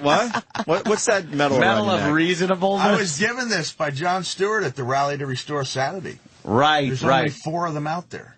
Medal of reasonableness. So therefore, you were being reasonable. That's pretty funny. This is a reasonable question. All right, we would like Ginger to do something. Yes, let's get it back to Ginger. Fair enough. Do you think? I mean, this is just an idea, hypothetical. Would you be able to achieve orgasm on my knee? Holy shit! Now we're talking, Ginger. Let's get money out. What do people think? And can we bet how long it would take? Yes. I bet she could. Oh, God, yeah. Oh, there's no doubt she can. So we've got 3 yeses. Yeah, but now you know what? Just to keep it interesting, I'm going to say no. All right. Bill. Here we go. Here we go. Get your money up. There's got to be a time limit, though. Let's put some pressure here. No, she's going to absolutely get an orgasm going. $20 a man? Mick, how long do you think it would take? I'll bet an under or over, then. How long do you think it would take her to get off on Mick Foley's What's knee? your quickest time? You know, by my style, I'm actually a humper, so I do this a lot. Okay. So this is a guarantee. not on other people. You know, is that how, do you come like on your stomach humping something? I do. I hump, pillows or whatever? My hands, pillows, the washcloth. Traveling, I've done everything from the shampoo bottle to a spoon, you know, whatever it takes. It would be like name that tune. Yeah, that's I can have an orgasm, and what's the over under? What's the over under? Let me give you guys she's going to be able to look at, though. If I'm going to try this, pull up gingerlandauctions.com. Oh, no problem there, so you can see. And I want to see if there's a dildo, I think, that I have in my pussy. I wish I had my vibrating panties right now. You know what is so nice is that maybe after this episode we could the Belichick panties. Both our undergarments. Can I have your panties? Are you wearing panties, boxers, or briefs? What are you wearing, Mick? They're Fruit of the Looms. You've got Fruit of the Looms? Yeah, and they're brand new, or they were brand new. So glad Mick's happily married. There's my pussy. We see that, please? Thank you. Now click on the top bar, which you can see my pussy with the stockings in the lower left corner right there. Yeah. See? That's really. Who designed the website? I did. Shit. Let's go. You don't like it? No, we love your website. I'm sorry. We love it. We love it. He's saying drop the puck. Okay. Yeah, we want you to drop the puck. GingerlandAuctions.com. It's a wonderful website. I want to know who your web designer is because it's just terrific. It's me. Wow, look at you. Yes, it's very nice. Now, if I do this, Mick, are you going to put your Fruit of the Looms up on GingerlandAuctions.com? 2 minutes? Well, Ginger. Well, I need his pants. If I'm going to do this, I want Mick's panties. We're going to organize this, though. We got $20 a man. Guaranteed less than 5 minutes, right? Yes. All right. So, Price is Right. Closest to orgasm time without going over. And it's just my knees, so technically this is a loophole, right? I'm wearing jeans, you're wearing pants, put down everything. The times. I'm going to go with 2 minutes, 20 seconds, Bill Burr. Anybody else? 1 second. You know that cunt who always says $1? I'm not going to do that. Let's just do a minute 47. All right, let's write this down. Another pertinent question here for Ginger. Is Christy going to be upset with me? Anybody else in on this? No, I have no money. $20. I'm on the Playboy show. I've never done anything, right? No, you haven't. I reject all the advances. What'd you say, Bill? I said a minute 47. You know, I don't think it's a bad thing because we both have our clothes on. I know that you and Christy have a thing. I don't want you cheating on Christy. I'm not cheating on my man because I'm fully clothed. Yeah. So I think that there is a loophole here and we'll be all right. It's a comedy gray bit. area. It's for the comedy. But what I do like is that they closed all the curtains around here. Everybody. We have to because of human resources, so that we don't put somebody walks by, they get offended, we're in trouble. Okay. Anybody else in? And you in? No, I'm just gonna look. I don't want to bet. I don't know what to bet.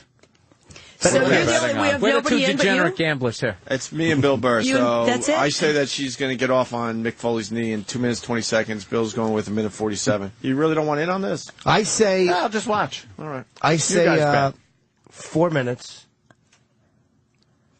4 minutes. Flat? Yes. Now, what are you guys going to be doing? Well, I'm getting a little nervous now. I'm getting a little staring there. Damn it. Come on. Don't look at her. I got a minute 47. I'm thinking if you're looking at me, I don't know if I can do this. I'm going to eat a couple of Junior Mints. Let me have one of those Junior Mints, Dan. All right, turn down the lights. Turn down the lights. Yes, turn down the lights. I'm going to angrily we'll show you my eat Junior panties Mints first. You guys want to see what I'm wearing underneath of this? I'd love to. We do. All right. Oh, there we go. Lights are dimmed a little bit. Ginger will be facing me or away from me? I'm going to have to face you. Okay. Ginger, a little... If I look at anybody else, I won't be able to do it. I actually get shy. Could I have a breath mint in that case? I'll take the Junior Mint. You take a Junior Mint, too? Here's the panties that we have for the... All right. She's got her little, what are those? Like a little black lacy number. Little black lacy number thing going on. I am really okay with that. cameras are working for you? Yep, they're working. Got that. Is there any way Sam could turn off the camera so I could claim it was just Sam, I think maybe Sam, walker. Sam, what the fuck are you? TMZ, you motherfucker? Yeah, what's exactly? Well, you guys have to tell me you're actually going to be talking and not just. I'm not going to. I'm just getting shy. All right, I'll talk about my my new DVD available on iTunes. You saw it on Comedy Central. They cut out 21 minutes of it. Isn't that incredible? Not as incredible as what's going on in here. But you'll be able to see that they cut out 21 minutes, like a third of the damn special. We get to see that 21 minutes? Yes, you do. You get to see 21 minutes. There's all kinds of extras. Oh, good. I like that. She's not taking off her jeans? No, she just showed her panties. All right, Danny, you start them up. Hold on, Ginger Lynn, listen to Danny. All right, really hard to get going. We'll do it at the start. We'll count down from 3, and then we'll start the timer. So 3, 2, 1, go. Okay. All right. She is on Mick Foley's right leg. She's grinding on his leg. Yeah, she's riding it. He's sitting there. She really is 87. slowly. Anticipation is really building in the studio. Slowly grinding. She's grinding on his leg. Forward and backwards, and then she does a little circular motion there. That's nice. Classic hole here at Augusta. Breathing very deeply. Yes, she's got her arms wrapped around Mick's neck. She's grinding like she's making sand or something. That's good. She's getting off. She's going faster. Nice feeling. She's going faster. I'm not breaking any marital vows. I like Mick. You look more like you're soothing her, like it's going to be okay. Exactly. I've had a bad day. Yeah. How are you still married? I mean, let's be honest. Yes, looks like you're burping her. Wow, dude. Sorry. Oh, Uncle Paul. Yeah, she's kind of going really fast, a little harder now. Would you be able to get away with that? Mick, you feeling any heat on your leg now? Yeah, because she's famous. Yeah, because she's famous. Yeah. Okay. All right, the way her ass moves, that is really. That's very intimate looking, though. Well, she's used to. Ginger can feel free to whisper naughty things to me if she wants. She's trying to pretend you're anyone but you. Don't make her laugh. Come on, I want to win that money. Yeah, come on, no laughing. No laughing. Sure. I think we're. There it is. Whoa, look at her. She's pulsing. That's really sexy. That's my girl. Wow. God, her ass looks good. Holy shit. Grinding it. That was it. I saw her. Yeah, I think we called it. That was really sexy to watch the way her ass was grinding on his leg. When she was pretty much done, it was right about 1:30. That's great. Ooh, 1:30. Wow. Nice. That was very intimate. Bill Burr pulls it off and takes the cash. Yay. Wow. Billy wins. How warm is your leg? It's warm. Yeah. Does he have a hard on, Ginger? Jesus H. Christ! I think you've got a hard on. I was a good girl. I didn't touch it. No, just the visual. Does it look like? I mean, he wears sweatpants. It's pretty easy to figure out. It's looking very nice. Oh, Mick. And I'm going to tell you, anatomically, there's a long distance between my knee and my other body part. Yes, that's a good alibi. I feel I have a clear conscience. I cannot run for public office. No, that's long gone. Listen, we got to take a break because we got a big time director coming in here. A movie that is getting great reviews. Four Lions. Chris Morris is going to be in the studio next. You guys can hang, certainly. Yeah, hang out. What's the big plugs, just in case we get busy? Your book? Oh yeah, my book Countdown to Lockdown, available bookstores everywhere. I'll be on the Daily Show the 10th of this month, and I have a comic book coming out in the middle of the month called RPM. And whose couch will you be sleeping on tonight? Yeah, that's right. Mine. I may not be. I'm a fan. You can catch Mick. He'll be in the middle section on the flight to Singapore. Right. In the middle section, middle seat. And sleeping in his own basement. Thank you, Bill. Away from his wife. And Ginger, what are we plugging there? My new show on Spice Radio. That's Sirius 108, XM 248, and GingerLynnAuctions.com. Are you doing any from here? No, doing it out of the Los Angeles studio. Okay. So when you're in L.A., Jimmy, maybe you do the show. Yeah, come on. I'm even not out there on a Monday. I'm going to be out there next week. Yeah, we'll figure something out. Oh, maybe. God, come. We'll talk. All right. I'd love you Monday. All right, very good. Unbelievable. We got Bill Burr in studio. Really fast, because we got Chris Morris walking into the studio.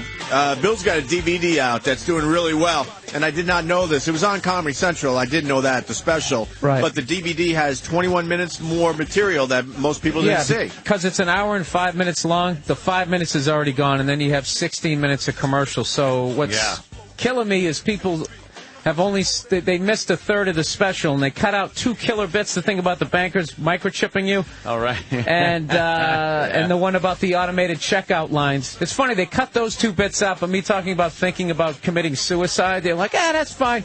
That part's fine. We'll leave that in. Yeah, just part of the Illuminati. As long as you don't mess with our scams, so we're fine with it. The headline is "Get Bill Burr's latest DVD. You get a lot more material." Yeah, it's been doing great on. Sorry about the burp. I just shoved an omelet down my throat in 3 minutes. All right, yeah, it's a busy show today. Been doing great on iTunes, and it would be awesome if you go out. It makes a great gift, Christmas gift for somebody you don't give a shit about, but have to buy a gift for. It's $20. Here you go, asshole. Yuck it up. See you next year. Order now. There you go. I'm done whoring myself up. Bill, to your right, Chris Morris. What's up, Chris? Welcome to the show. Good morning. A few of us saw 4 Lions and just absolutely loved it. This movie that's coming out, I think, coming out tomorrow in L.A. and New York, right? Yeah. A few other places as well. I don't have the list with me, but, you know. We're up and down the country. Pleasantly surprised, and Jim Norton said that he now, has faith in comedy again. I love this movie so much, because everything is such politically correct shit, and they always wreck it. And I'm like, the whole time I'm watching this, I'm loving this movie, and I'm like, they're gonna fuck this up. I'm gonna hate this by the end. I know they're gonna do it, and you didn't do it. It was like how could we have fucked it up at the end then? I don't want to say the ending. I don't want to give away the ending. Yeah, see, you know what I mean? But I will say this: it didn't go in the direction I thought it was going to go in. To me, you humanize suicide bombers, but not in an apologetic, make the people they're trying to kill feel guilty way. Yeah, I mean, look, that kind of mission, you're heading towards a wall. So I guess you were saying you don't want somebody to say, stop the car, get out, go and have a picnic before you hit the wall, right? Or that we're stupid to think that people would be suicide.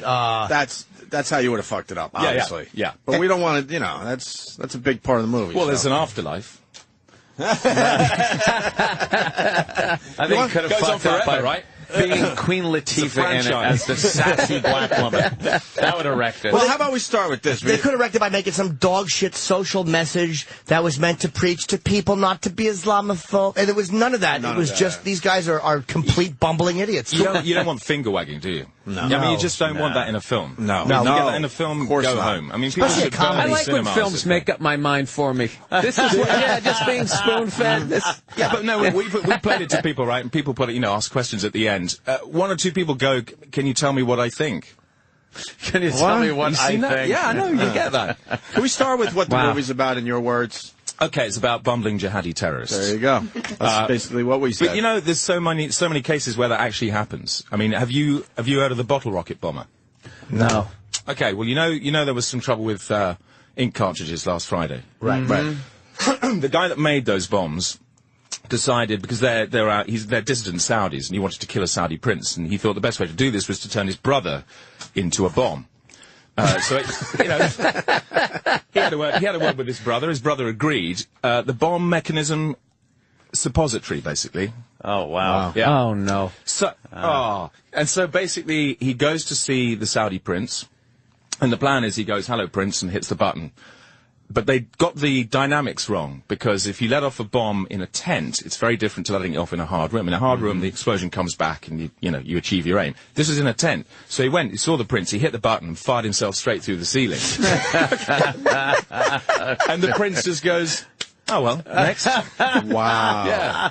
I'm not sure how high he got. I was talking to an intelligence analyst about this, right? But he couldn't give me the height. But I'm hoping it was over 50 feet. Wow. So you don't hear enough about terrorists miserably, or how dumb a lot of these guys are. There are a few videos out there that you could see of guys with like Stinger missiles that don't quite work. Loads. Missiles that just fall out of the front, and they're like, and they just go running away from the thing. It's hysterical. Some of these, they're really bumbling. I know. They blow themselves up. I've seen a lot of videos, because they video them, and they're like, and then something horrible happens. They're like, ah! I don't know how you feel about this.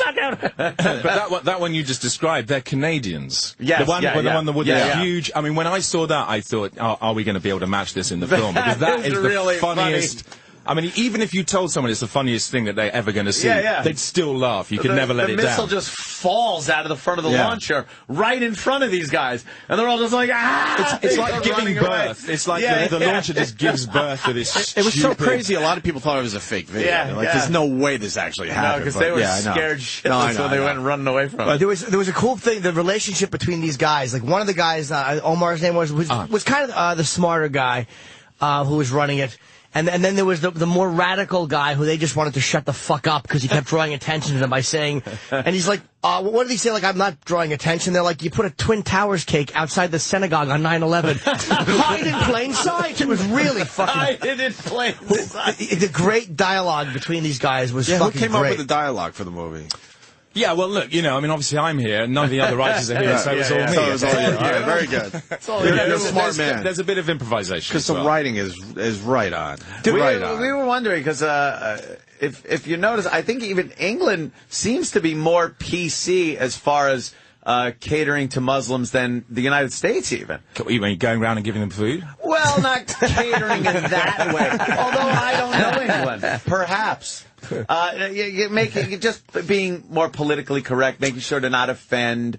It seems to be that they call it the nanny state. It's black and white for here, and Islam and non-Islam. It seems like for there. It's weird, because I think there's kind of in Britain there's a sort of submerged. You kind of like disguise your racism. I think that's the way it works. It's kind of like polite racism. Oh, that's. Do you know what I mean? Nice. I think that's it. There's quite a lot of it. But it's very different, because, I mean, there's kind of 1 million people whose families come from back in Pakistan, and they've been around for 50 years, and, people just tend to think, okay, well, shut up unless you make a good curry, is the kind of feeling that you get. Yeah. But, I mean, it's not quite as you described, but I think, when you get kind of super liberals, they're allowed to be racist as well, but they have to pretend they're not. Right. So it's kind of, that's probably the impression. Have you gotten any flack for this from any, because it's an amazing topic to fucking attack in a comedy, and you really go in depth with it, and you show them. The opening is a guy's trying to make his suicide video, which is when they talk to camera and whatever, but the guy's gun is too small, and it just looks ridiculous. He's holding a tiny gun, and they're like, it's like, I'll sit closer to the camera, and he's just close to the camera. And they're like, cut. It was really funny, man. They show all these outtakes, and you really seem to have captured what these guys do. But you get those, I mean, you get those in court cases. They come up with, sometimes they stop people before they get too far, and they intercept them before they make an explosive, and then you see the kind of evidence and some of that stuff. And there's guys basically sitting there doing their videos, and I mean, this is for real, and they kind of get halfway through some rant, and then they either run out of words. They're trying to describe the hell they're going to rain on our heads, and they just literally run out of words and stop and just look stupid. Or there's one guy saying, halfway through he goes, so what was the question again? Like, it really not. So did you research some actual tapes? Like, how did you find out what they were doing? Obviously, there's things. I mean, because when you go to court, they're all too happy to. I mean, these guys who basically got 600 kilos of fertilizer, right? And they wanted to make it into a bomb. They'd gone to Pakistan to learn how to make it into a bomb. They'd come back. They'd had a few conversations, conversations about who's cooler, Bin Laden or Johnny Depp. Seriously, and then they'd realised they'd forgotten how to make a bomb. So they started phoning up Pakistan again, saying, yeah, listen, bro, the bomb recipe you told us, at which point the line goes dead. And then they're sitting around going, having ridiculous conversations. They call each other, one guy, there were 6 Pakistanis and a Moroccan. The Moroccan used to call the Pakistanis, you hairy hobbits. So he'd come into the room, and you'd hear this stuff. They had, stoner conversations. They didn't know what a dog. One of them had a baby, had a Doberman, and they couldn't work. They didn't even know that a Doberman was a kind of dog. It's kind of really ridiculous conversations you wouldn't dare make up. You always just assumed they were great at one take. That they did it in one take. Oh, they had that level of passion. Yeah. Then when you really think about it, it's like, how dumb would you have to be to have some other guy convince you? Yeah, this to movie, blow yourself up. I'm going to keep living. But the guy that's doing the convincing, right? He's probably got to be brighter than the guy that's getting convinced. You would think. So that's why you get freakish things like qualified doctors sort of driving flaming cars into airports, which we had a few years ago. Qualified doctors. Right. Yeah. You just humanized the whole thing. You really did. Well, you love doctors. You love the doctor angle. There's engineers. There's nurses. What's your favorite That's profession? nothing but doctors. Doctors brings it around. I mean, I'm looking at Jimmy. There's so much we want to say about this movie, but we don't want to give away a lot of the punch. I don't want to blow it, but the audience, I think, knows our sensibilities with comedies, and they always blow it. And this one didn't. It was really, really funny and smart and dark. Let's just say this.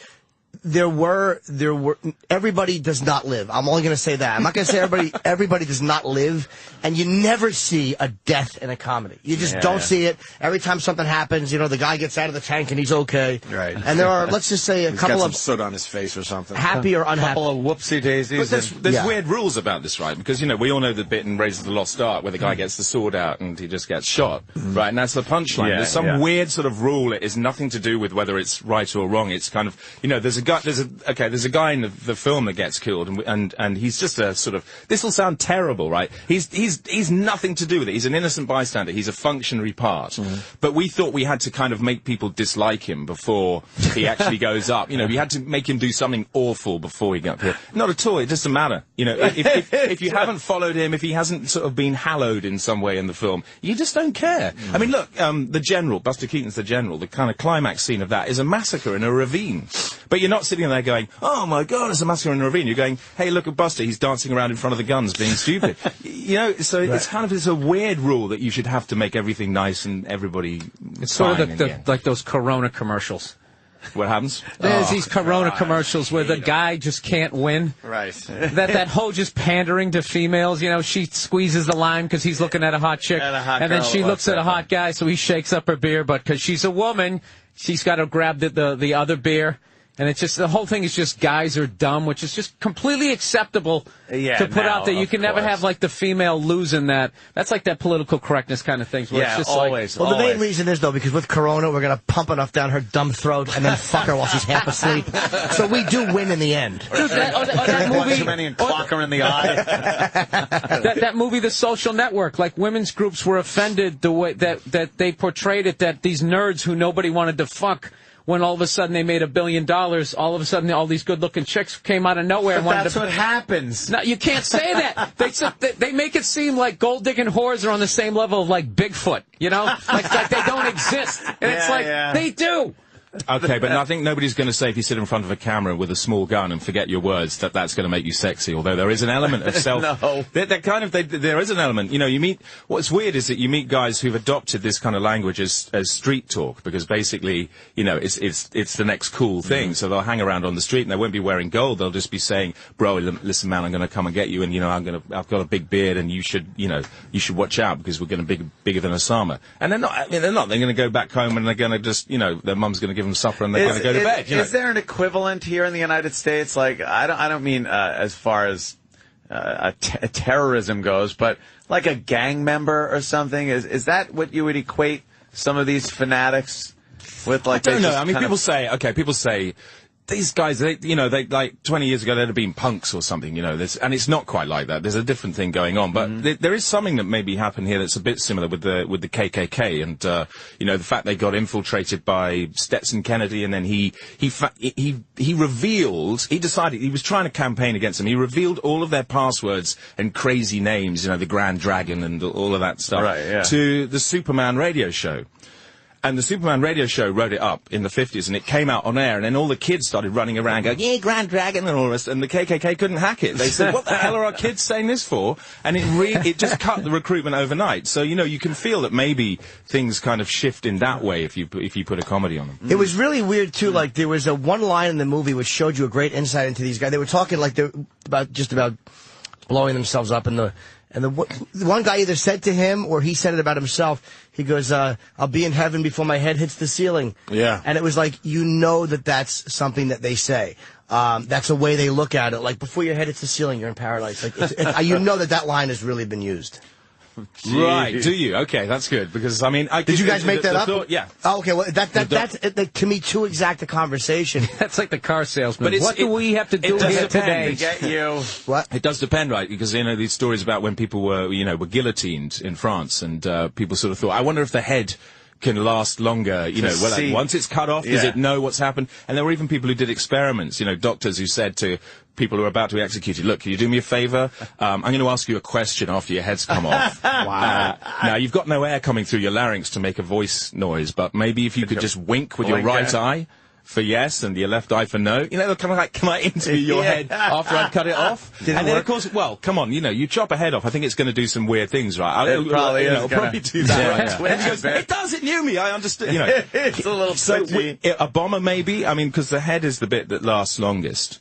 And they even thought early on, maybe they would have a sort of slow motion scene going up with a head. I mean, this is when the film, before we kind of like really sort of just spitballing, and you stick with a head, and we're thinking, what would be the last thought to go through somebody's head? And we kind of like wanted something really random, like it was going, oh, I didn't expect to feel hungry. But, how long do you last after the moment? I don't know. How can we test it? No clue. Yeah, no one knows. Can we test it now? It's not regulated, right? Well, so there's Stevie's not here today, so I guess This is the shock to your system. Get a volunteer. Right. Can you do that? No, we got a few in the safety of satellite radio, a beheading for science. Where's E-Rock? Hey, death threats. You worried about death threats or anything? Are you going to make one? Nah, fuck. Listen, I got a death threat for working on radio a long time ago. Kuyanis? No, what? I thought you were going to compliment my lunch. I was going to say must have huge balls because doing a movie like Four Lions, I'm thinking you might get a death threat or two. Well, look, I mean, a lot of the Muslim guys that I met during the research and their families were just saying, oh, it's going to be a comedy, bring it on. So, unless they were trying to trick me to go out on a limb. Did you actually talk to jihadists? Well, not guys who are currently planning anything. No, but I mean, like, people who are at least were involved with it and are out of it now? Well, you talk to people and they get in a weird situation. So, like, when I talked to people who went to fight in Bosnia in the 90s, but that was a time when Margaret Thatcher, recently out of power, said, I think British Muslims should go and fight against the Serbs. Go and help so you get people, they can say, they can tell you stories from that kind of training camp because it's not incriminating, but nobody says, I've just come back from training camp, and you know what? So the latest things, you rely on kind of court cases and stuff. But I spoke to people. I spoke to a guy who fought alongside bin Laden against the Russians in the 90s, and then he had a major disagreement with him and said, you've gone mad, and I don't want to be part of this anymore. Did he have the actual disagreement, or did bin Laden just say something that he secretly disagreed with, and he got the fuck out of Dodge? You know what? It's funny. He actually went, he traveled deliberately to a conference in order to stand up and declare that they'd gone overboard. It's this kind of weird thing. It's kind of, sometimes people like, Peter Bergen, CNN, people who've interviewed bin Laden, they say he's a very polite man. So it's kind of like against the rules, even if you're, planning mass destruction. If somebody stands up and disagrees with you, there was another guy, there was an Algerian terrorist that bin Laden invited to go and visit him in, Afghanistan. And he pitched, he said, the Algerian terrorist made a dangerous journey. He was a marked man. He said, what do you want? Bin Laden said, I want you to work for me, brother. And this guy said, I don't want to work for you. I'm my own man. I've got my own list of atrocities. I don't need to be part of your team. And I tell you what, if I ever hear from you again, I'm going to come back here and I'm going to cut your fucking head off. And I thought, how often do you imagine bin Laden sitting on his rock looking like a slapped child? It's kind of, the dynamics are not quite the same. So this guy stood up and said, you've gone mad, this isn't working. You can't just go around blowing up people for no reason. And he left. 2000 was the year he left. You think of him as like a Bond villain where he goes, okay, well, take care. And then the floor opens up and there's sharks in there and I know. Something happens. I was thinking Scarface and that guy's hanging from the helicopter. Omar. No, he's a softie. I mean, he was interviewed by a journalist. So you have to go through elaborate routines like, boots of car and that kind of thing. Just the trunk hide in the trunk of the car, go somewhere you don't know. But this journalist found himself in bin Laden's cave. And, he writes about the Middle East, and bin Laden said, I like what you write. Would you like to work for us? And this journalist suddenly thought, okay, I'm alone here. I'm out in the middle of nowhere. What do I say? Jesus. And he said, well, the thing is, Sheikh, I'm not a Muslim. Which is a pretty good answer because, you can't argue with that. The result was that bin Laden went, okay. And went and lay down on the couch in the corner of his cave, got out a newspaper, and basically going, what are you doing here? I'm not talking to you. I'm reading the paper. I'm not talking to you anymore. And he basically sulked for an hour. And it's not the kind of behaviour you expect. No. From wow. Did he eventually talk to him? Wow. Again? Yeah, he probably said, I'm going to do 3 more questions, and then I've got to go. Wow. Well, but he didn't. It's where, but you would expect. Did he eventually work for him? No. But Bin Laden did speak to him like at the end of the interview. He didn't. He didn't just stay on the couch and go to sleep. He didn't just throw him out. He really is just a spoiled rich kid. Yeah, there is a bit of that. I think there is a bit of that. Spoiled rich. Yeah, he got everything he wanted growing up. Lawrence Wright's book, The Looming Tower, sort of describes Bin Laden's life, and it is quite like that. I don't think he had it hard. Is he though? Was he like the real radical, or is it Al-Zawahiri? I think. Yeah, no, he's the Egyptian. He's got all the words coming out of his mouth, hasn't he? Al-Zawahiri. Yeah. He's the one. The Egyptian, I think, is the real fucking radical. Like Bin Laden, I guess, is the figurehead, and I'm sure approves of this stuff. And the money. Yeah, but I think the guy below him is the real. He's the one problem. who publishes all the documents, right? I mean, he's the one who comes up and does the newsletters. Bin Laden, I mean, do we know? I mean, do we even know when it's like a little note? He's gone a bit weird. He does book pluggings and things. He does his rhetoric's come unraveled. The other guy's still right online, but I'm not sure. Somebody could be making that stuff up for Bin Laden. Remember he plugged a book a few years ago. That book, Rogue State. He sort of said, "And I want you Americans." I think it was just before the election, and he was saying, "I want you Americans to read a book." More effective than Oprah. Went up. Do you know what he was doing? I think it went up to the Bin Laden book club. Hopefully, happy endings is on there, Jimmy. Happy endings. Right. We had a date with Osama. He's like a hunk now. Everybody wants to fuck him. Hey, you think Bin Laden's alive still? What's your thoughts on that? I'm the expert, right? Well, you know a little more than us. Yeah, you've spoken to more guys than we have. Yeah, but no one. I mean, you suspect maybe he is from the fact that there's still a search for him. Mm-hmm. But I think the weird thing is that he's kind of over. He's still a figurehead, but he's still a sort of Che Guevara type figure. But he's there's new things happening. It's kind of quite dispersed. It's like music. Every 5 years you need. I mean, he had a difficult second album, didn't he? Yeah. And I'm not sure it's really, it's not even in utero what he's done. And where do you think he is? Where do you think he's at if he's alive? Where he's at? Where do you think he's at? Where? This is great. Yeah. This is going to be... Well, because if I say... You live in that world, a little more in that world. You made a movie about it. You got to know something. Yeah. What's your thoughts on that? Look, come on. You don't turn up at someone's house and say, a nice Pakistani family in Britain, and they say, come in, have some curry, and by the way, do you know where Bin Laden is? Yeah. We can tell you. Where he is. No. I mean... What's the word on the street? Listen, you could name... We could sit around here, we could name 5 cities, and they'd be toast by lunchtime. They'd be hit by drones. I don't know. I mean, they say he's hiding out in the mountains between Pakistan, but that's what we all think, right? I mean, what do you think? You think he's out somewhere else? You think he's kind of like on a beach? He's in some. I guarantee it's just some village in Pakistan where they. But can't... he's got to hide out because he's a pretty recognizable guy. Yeah. Do you know how we heard? What disguise would you choose? Big place. You can't find him. You can find Saddam in the bottom of a manhole, middle of a desert, but they just can't seem to get this guy. Yeah, Bill's all about. I like Bill's thoughts on this stuff. You think he's got theories? No, they can't. The religious. I'm telling you, the religious fanaticism. Even though they've got al-Zarqawi this way with the $25 million ransom, the religious fanaticism around guys who are that close to him, the money doesn't mean anything to them. It's like that's why they haven't caught the top 2 guys. I can look at my apartment from space. On the internet, they can't find it. Get the fuck out. It's ridiculous. Are you one guy? I love Billy. No, he's serious. They could have sent in the Navy SEALs and the Raiders. Those guys are punks. I was a Navy SEAL. They have shit training. You could have sent in the Navy SEAls, the Rangers. They could have slit the guy's throat. They could have done it in like 90 days. Why are we leaving them alone? There's no money in that. You got to send everybody over there. Send everything over there. $1 billion a day.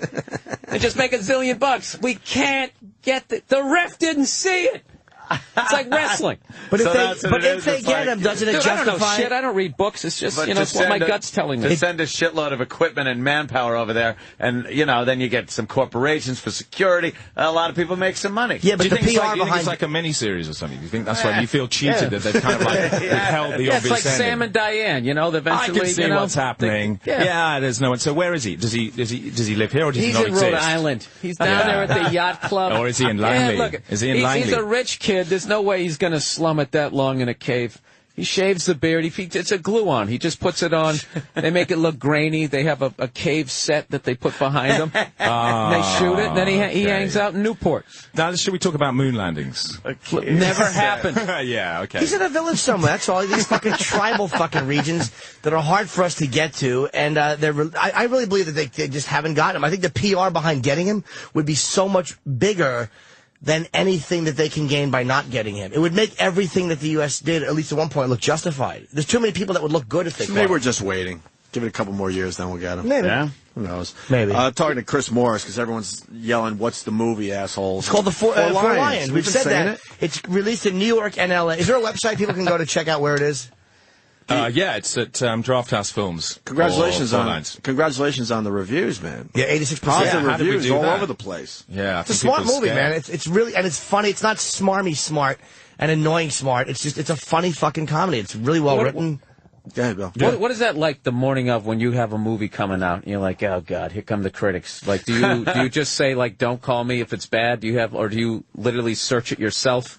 What is the process? I think you kind of get warmed up because, it's a slow release and you can see how they work. But I think in this case, you're in a way it's quite easy, quite safe because, the easiest way for a critic to make a fool of themselves is to sort of declare expertise in this area. And in order really to comment on the film in some ways, it's kind of critic-proof, right? Because people don't know that much about the subject. I mean, I'm kind of exaggerating, but it's. Right. Do you know? The other thing is, by the time you've made the film, you sort of, I don't know, you've brainwashed yourself into your own world. So any critic is kind of quite a long way out there. They'd have to come up to you. I mean, they find ways of getting into your head. I've gone mad. I mean, I don't even know what I'm saying anymore. They've got to me. I can't. I'm in ribbons. I'm in bits. I don't know. Oh, look here. This is a list of cities. Yeah, we're bothered with that. So we've got New York, LA, we've got Seattle, Boston, DC, Austin, San Francisco. That's the first 7, and then we're expanding to over 1,000. Yeah. No, we're not. It should be out. If people go and see it, maybe we'll expand to 12. I'm glad it's in other cities. I thought just New York and LA. That's what I heard. Does that make you feel better or worse? Much better for you. Yeah. No, because honestly, I know you're being sarcastic, but we fucking are frustrated by comedies. And this is a smart comedy. Yeah, most of them is just. We hate fucking comedies at this point. What was the last one you liked? What was the last one you saw? Observe and Report. Observe and Report was a great movie. With Ray Liotta and Seth Rogen. He was a mall security guard, but the dialogue was fucking It's brutal. Mall Cop if you did it right. Yeah. Because the Mall Cop got all the money, but this Observe and Report was so much better and so much funnier. Did you have any resistance from any studios in the U.S.? Did any criticism from the business itself? You mean if we're trying to raise money? Like to put it out, go, well, the subject's a little... Did anybody, these fucking jizbags, they had to have come after you with that shit. I think you can guess, right? And if you did the face you did there and the voice, I mean, that kind of sums it up. Yeah. But we didn't have direct criticism, not direct intervention, because I think studios in the U.S. didn't really care that much. But people did say that. The thing is that you get brave people. Often what you have is like in the same committee, brave people are just like, okay, yeah, we love this, and then other people just run and hide, and that's kind of the most frustrating thing because. Yeah, are people really gonna go on? Want to? I don't know who to root for in this. Yeah, who's the winner? Who am I rooting for? Yeah, what's gonna make me like these characters? Like, you fucking. I just can't see this being interesting for 90 minutes. Oh, shut up! How many times you just looked at that pen and pencil set on the? Are you guys both fucking jugulars? Do I sense the damage here? Yeah, we've all had pitched and you've had a lot of rejection. I wrote a comedy meetings. It just comes off as like misogynistic. Dude, what if the guy is like retarded? I had a scene in a pilot that I wrote where it was a guy. He has a Super Bowl party and all these chicks come over and they talk during the game. No, and then they shut up during the commercials, which is basically what happens. And then in the end, the real sports fans who've been there the whole time end up watching it on a small TV in the kitchen. That's all it was. Bill. And it came off. What was the problem? It made women look bad. It was misogynistic. What network? What network? What was that one? Was it one of the majors? What was that one? What was that one? I can't even remember. That was. It wasn't Comedy Central. It might have been Fox. It's just anything. Oh, God. Anything, and I gotta admit, all this bitching that they do in the business, I find 80% of the time I'm pitching to a woman. Always. Yeah. Wow. And I gotta get it beyond their sensibilities, and it's like everything that you just, I don't know, like anything that remotely... You got to get clever, right? You got to just, keep the same script, but just swap the men and the women about. Yeah, that's what you do. Okay, and then once you got the right to make it, switch it back. See, the women are the ones. And then you play dumb. See, that's why you're making movies and I'm it's easy thinking to play about dumb. stabbing people. My film, it's so, they're always worried about, like, how do you root for the guy? And it's like, and I think that in the Punchline Rapist, I think it'd be easy to root. He leaves a different Henny Youngman joke on every woman he brutally sodomizes. Couldn't get that through, huh? I just couldn't get it through. It's too bad. Yeah, there was a Henny Youngman issue, I think. Couldn't get the rights to his jokes. Yeah, but then what Bill just said is, it's like, it makes me physically ill. Yeah, man, because you know that's what he's dealing with. It's people want to come home and they want to forget their troubles. And watch a film about suicide bombers. That's what they want to do. Look, you can kind of, who were you rooting for?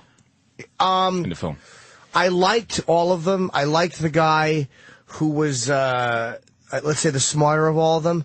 But it was a matter of, I was rooting for all of them in a weird way, not to do it or not do it, but just for the movie to have some kind of a funny conclusion. It was really weird. I didn't find myself rooting for the guy like, it's gonna happen. But I guess the Omar was the most likable, and in a way, I was hoping that he would go in a certain direction.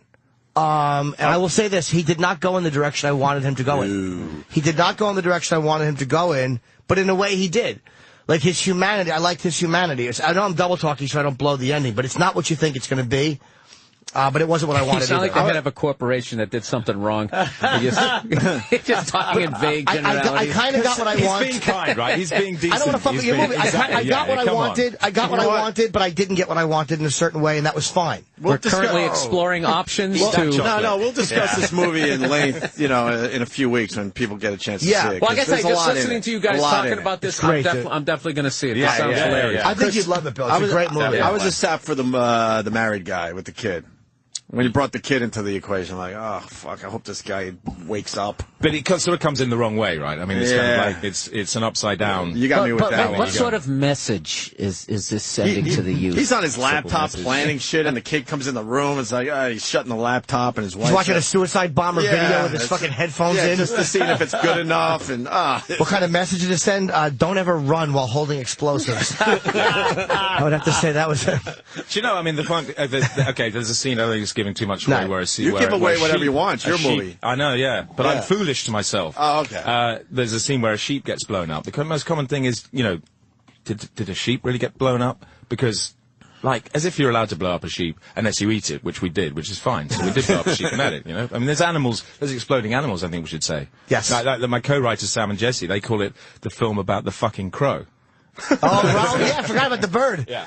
There's one funny scene where they're all driving somewhere and they're moving explosives from a hideout to somewhere else because they think that they've been, and the fucking car breaks down.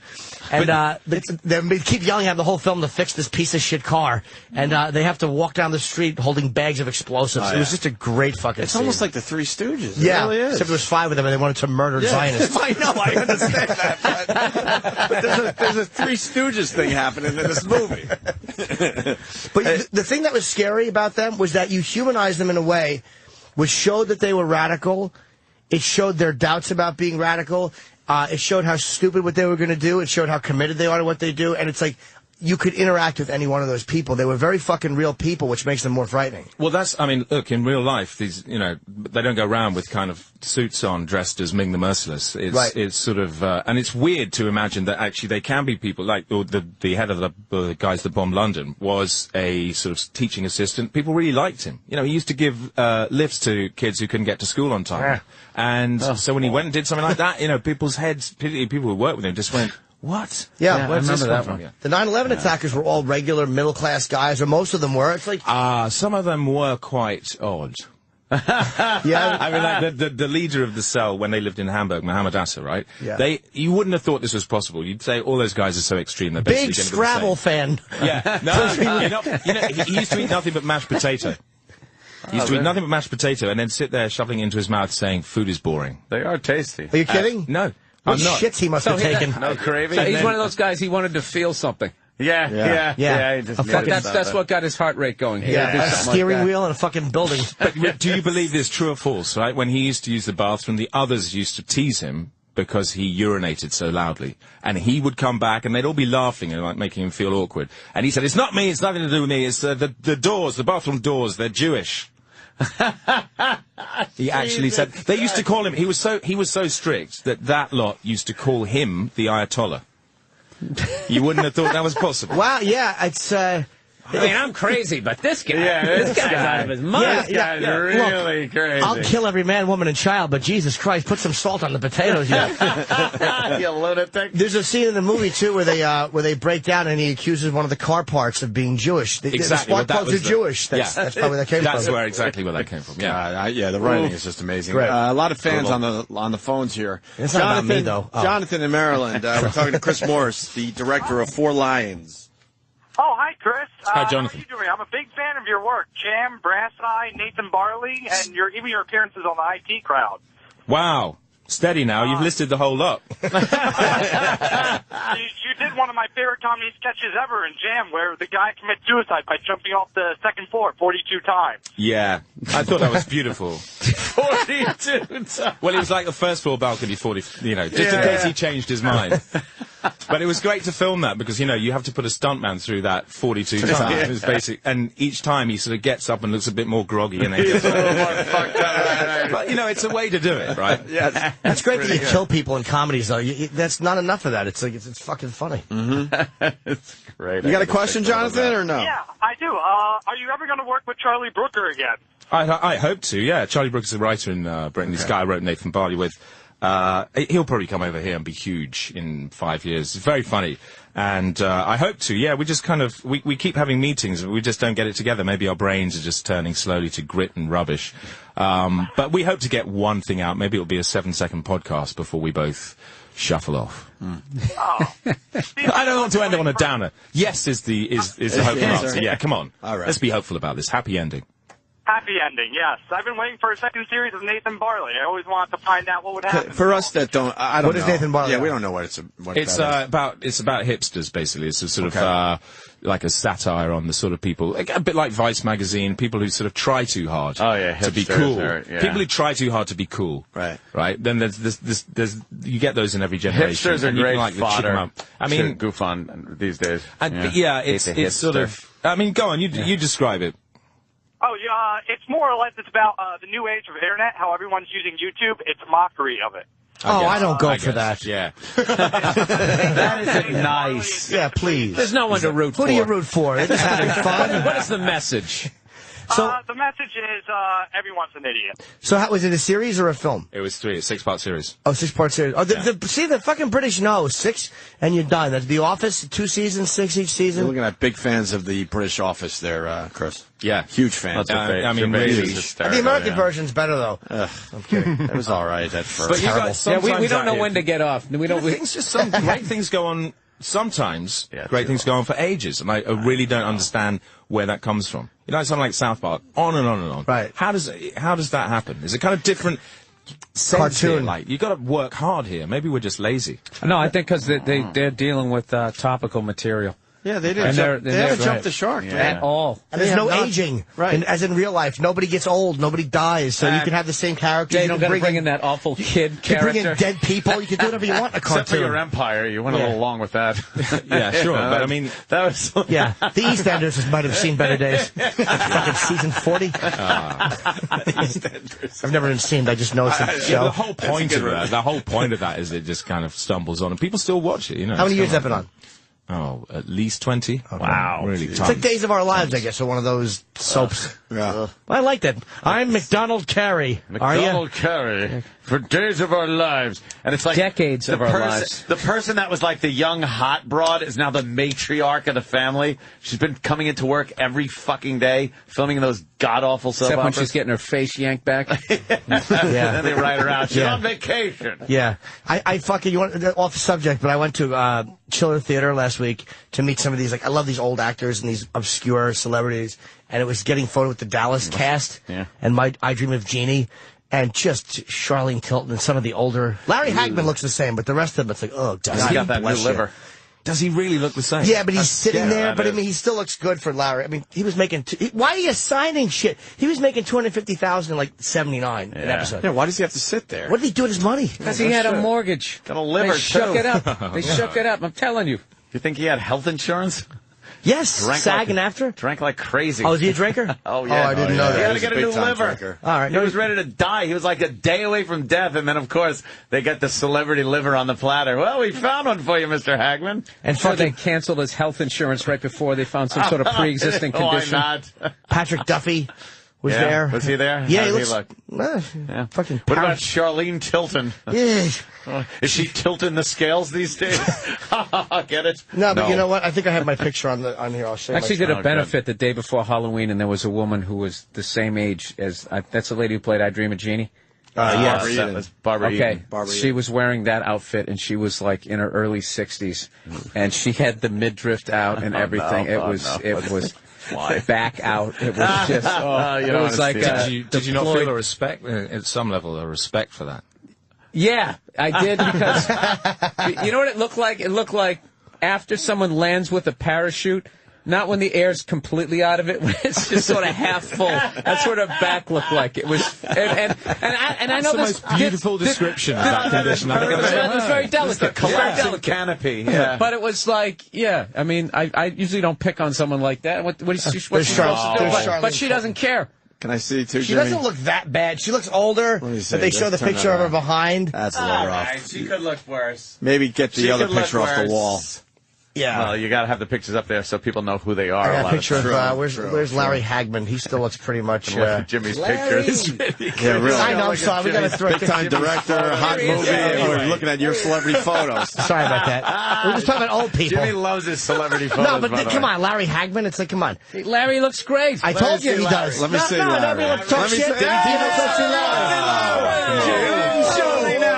Because I talk shit. You know, Bill and Chris see Larry. Everybody else goes to fuck themselves. And they wonder what Larry looks like. We talk movies again. Do you go to cinema? When you go to see films, do you say, I'm just going to go to a theatre where they let you take out your laptop and look at your pictures? I actually bother people during the climax of the movie. Look, I met the guy who worked with this actor once. You get it? Shut up. There's an obsession there, Chris. He loves his celebrity photos. I think it would be dangerous if you put a lid on that. I think you've got to let it. I really let do. it breathe. Oh, it's fun. Let it breathe. Let it out. Yeah, I know. One of those people on that laptop is dead. Yeah, if you're not allowed to show the exactly, pictures to people. Certain people are laughed at for their obsession. Mark David Chapman. Come on, let it go. It's unhealthy. So how was this film released in Britain already? Can we talk about this on a show on Fox about 6 months ago? They showed the scene where they're buying the bleach. Yeah, and he's like, how do you just? He's like, you going to the same place to buy all the bleach? And he goes, yeah, but I change my voice every time. And he has a beard. They're like, but you're the same guy. He's like, and they did 3 voices, and he did one. He goes, well, what's this voice? And he goes, well, it's an IRA guy. He goes, that's a terrorist. Why would you make a terrorist voice?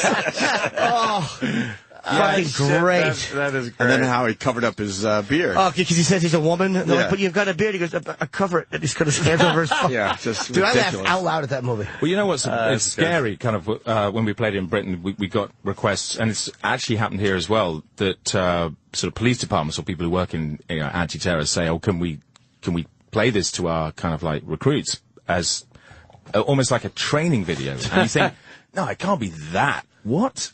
You really going to be, is it because you take real life and you kind of exaggerate it a bit for a film, but then they're playing it back into the system as if like, no, this is the kind of guy you got to watch out for. This is what you're going to be dealing with. Yeah. Who you should profile. Yeah. Wow. That's very strange. All good actors, too, by the way. All great. Maybe they just want to, yeah, they're great. All those guys were fucking terrific. Are any of those guys, because there's some guys that are huge in Britain that we don't know. Yeah, are they famous? Any of those guys really big over there? They're on the way up.